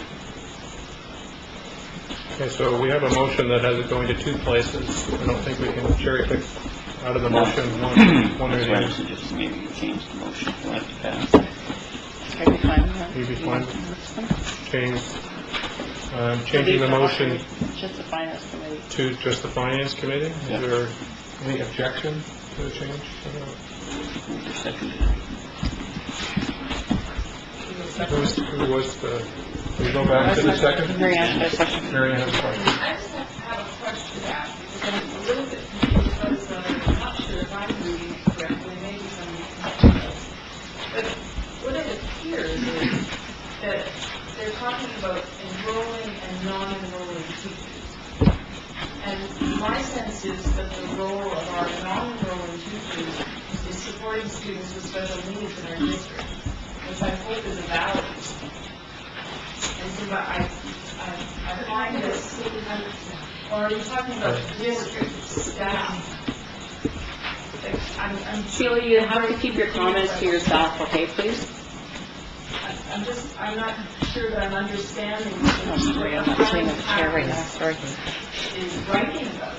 Because there are two kinds of teachers in our district, enrolling teachers and non-enrolling teachers. And what this Harvard study reads to me is we want more teachers in classrooms and we want less district teachers like school psychologists, speech and language pathologists, occupational therapists, physiotherapists. I believe that trustee Goldberg is going to provide valuable insight into this. Thank you very much. I would, no, I think that's a great question, and I should have commented initially. I was at the PAC meeting where this was raised, and there was debate about the wording. That was not the intention, but given the length of debate about the wording, the thinking was to send it forth this way, and someone like me could clarify, but I forgot to do that. Can I ask what the question is as well? And the truth of my question speaks to the previous letter as much as this one. And I'm appreciating that there are finances connected to this, but I have to be honest with you, I'm wondering where the philosophical conversation for the board about both the previous letter and this one occurs. Appreciating that there's financial implications and you're talking about cost effectiveness to go back to finance committee and perhaps the operational review. But there are also philosophical discussions that normally would take place as you shift the vision for a school district. And I'm just curious about where those conversations would take place. In fact, the previous letters requested as much as this one. And where would those things, where would the board have those conversations about this request? Any further comments before I make the comment? So I'm really happy that I'm not on the finance committee, because I wouldn't know where to begin with this letter, and I'm sorry to try to be funny about it, but I shouldn't be. Like, I really don't know what I would be mulling through, or what I would even be instructing out of the finance committee. So, just my thought on it. Daniel? The chair of the finance committee will be extending an invitation to Pat Lewis to attend the meeting. Should the motion pass, Yes. Janice? I am supporting the amended motion, the amended motion is going to the Finance Committee, because the reality, we're talking about putting more teachers into schools, and that's a financial impact. And what you do to one school, we've got people in the audience there, we have to be consistent, because you do one school, we have to probably do to a second school, to keep the balance out there without having this conversation. So in light of the time, I'd like to call the question, please. Susan still has a comment today? Just to be clear, I too was there for that discussion, and I think the intent of this letter, and they did talk about how they would make it more clear. The clear intent is to have the lowest class sizes possible, and to have the most access to EAs that are required in the classroom, and to make sure that kids get the services they need, from speech and language paths and OTs and so forth. And that's where they're going with this one. So on that basis, I am interested in looking at this. Okay, so having heard from trustees all, and sometimes not all, call the question, and the motion again is to refer to the Finance Committee. All those in favor? All those opposed? It's carried. Ma'am? Okay, so we have a letter next from, or correspondence to the Honourable Margaret McDermott from the various provincial partner groups. And I thought that should go on the agenda here for a bit of discussion. As the partner groups say, from all of the provincial groups, this is an unprecedented letter, because they're all on the same page, and that's pretty amazing. Talk about their shared concerns about the cutbacks to programs and grants that are now being felt by students in classrooms across the province. And it kind of motivated me a little bit to think that perhaps this board should engage in something like this with our local partner groups. I wondered, if maybe our partner groups would like to get together with us, craft a similar letter, and then request a meeting with our MLA to see if we could sort of help educate him as to what our challenges are, but as a group, not just as a board. So I thought I would put this on the agenda and see what people thought.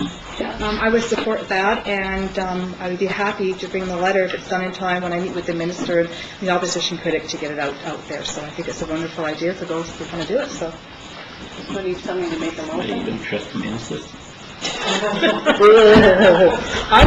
I make the motion, I'm not writing the letter. I make a motion that the board chair, along with the partner groups, write a letter to the Minister of Education expressing our outrage and concern over the lack of funding and whatever.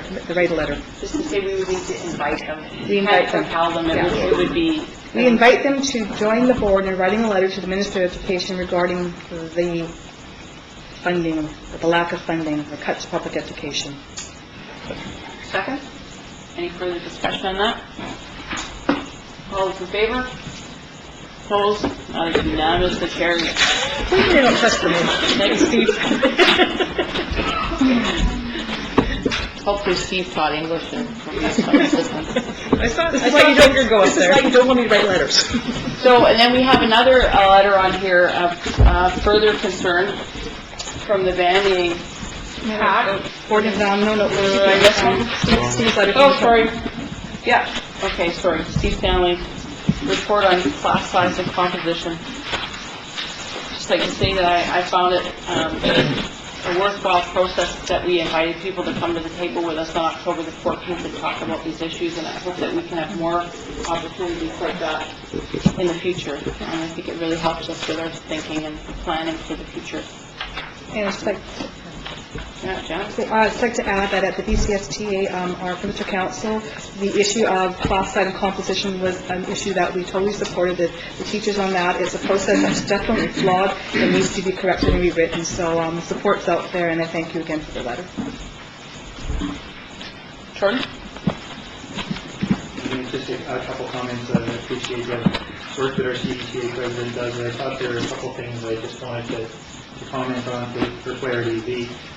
The reference of violations, the board will know in the School Act that actually there are no violations in the report, because what the School Act says is that it speaks of thresholds, and across a certain threshold, then consultation must occur, and I know that the associations and the employers vary on our use of language, but I thought I would point that out.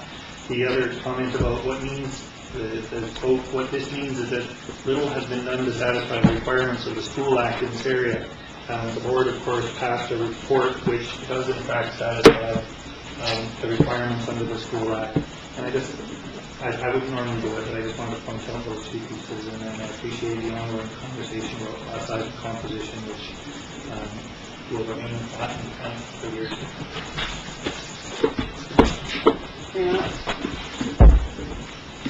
Well, while we don't technically, according to the legislation, have any violations, I think that I appreciate the CDTA's advocacy on behalf of staff in the district and students to draw attention to the problem of large class sizes. And I would like to see actually this letter be referred to this new ad hoc budget board committee, whatever the heck we're going to call it, for further discussion. Anybody else thinks about that? You know, the one that we just approved from the finance committee? No, I'm not making a motion. I'm saying it would be a nice thing if someone did make a motion to refer this for further discussion to that committee. You guys. No, I'm not sure there's a necessity to refer it there, because part of the discussion that budget committee's going to go through is the staffing and the funding for the staffing. So it's, I think sometimes we pass a motion to identify that the board recognizes this is a significant concern in the district and signal to our partner group that we're taking this seriously and doing something about this. That's why I mentioned it. So, you're going to bring it up? Saying that here, we'll hold your feet to the fire. well, they will also have a representative on the committee that can hold their feet to the fire too. So what about acknowledging their plan? On that basis, in terms of, as a message and a reminder of the importance, I would support that, sending it to the committee. Okay. All right, we'll take that as board direction then, without a motion. Finally, we have on the agenda, in the last couple of minutes that we have left, a letter from Lorraine Arndt with respect to the cuts to bingo funds.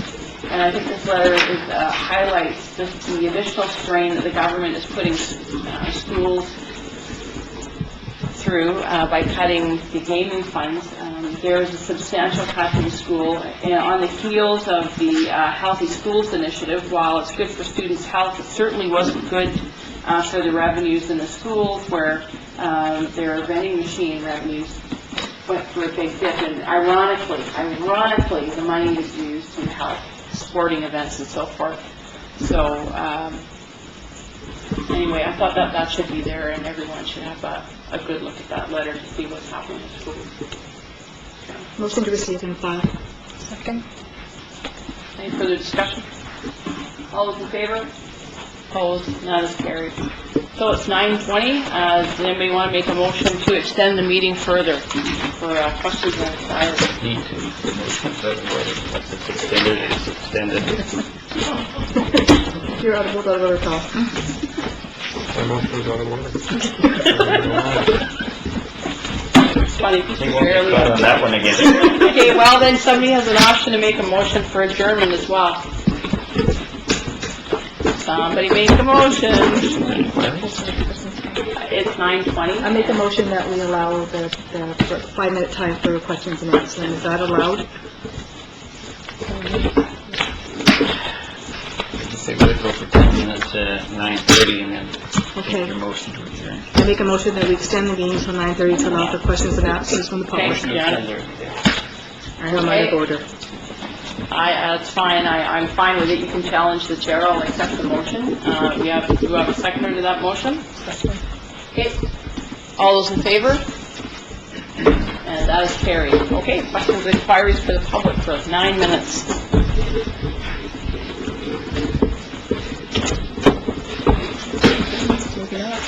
Maybe none?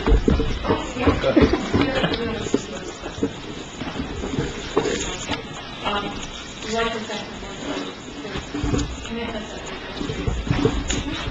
And let's have some forward further steps.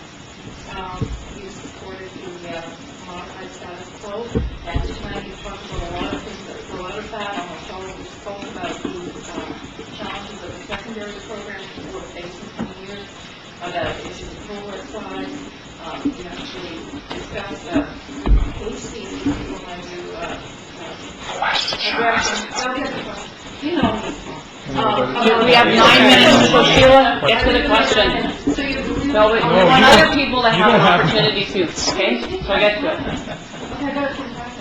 Okay, what we're looking for is that we are really hoping and would like to hear from the board that they will consult with senior staff with a view to strengthening the secondary program review committee, and that they will take a little time to do some reviews before they move forward on some of the solutions, that they will do an exploration of the evidence relating to cohort size, alternate forms of education, and do some thorough research and develop some proposals that reflect input from the group on secondary programming. And we'd like to know whether the board will demonstrate the next step in their commitment to consultation by working with community management to have that consultation process. Thank you. In our report of December 8th, which was a revision of the August the 25th report, that was one of the things that we revised and added in there, was that should we wish to adopt some additional solutions, that we would work with senior staff. So we'll work with the community as well.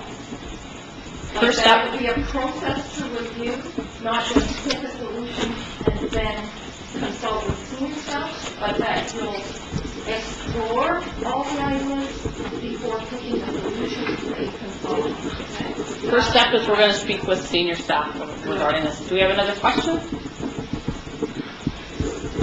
Janet? I just want some clarity. In your comments, you said, you threw out some things there, I just been trying to put it in my head. You mentioned in the September 2010, looking at moving grade 8 to Lake Trail and Cumberland, and then you said something about 7s. So in your mind, are you looking at doing something with grade 7s, moving some of them out of elementary schools in September 2010? Yeah. Next question?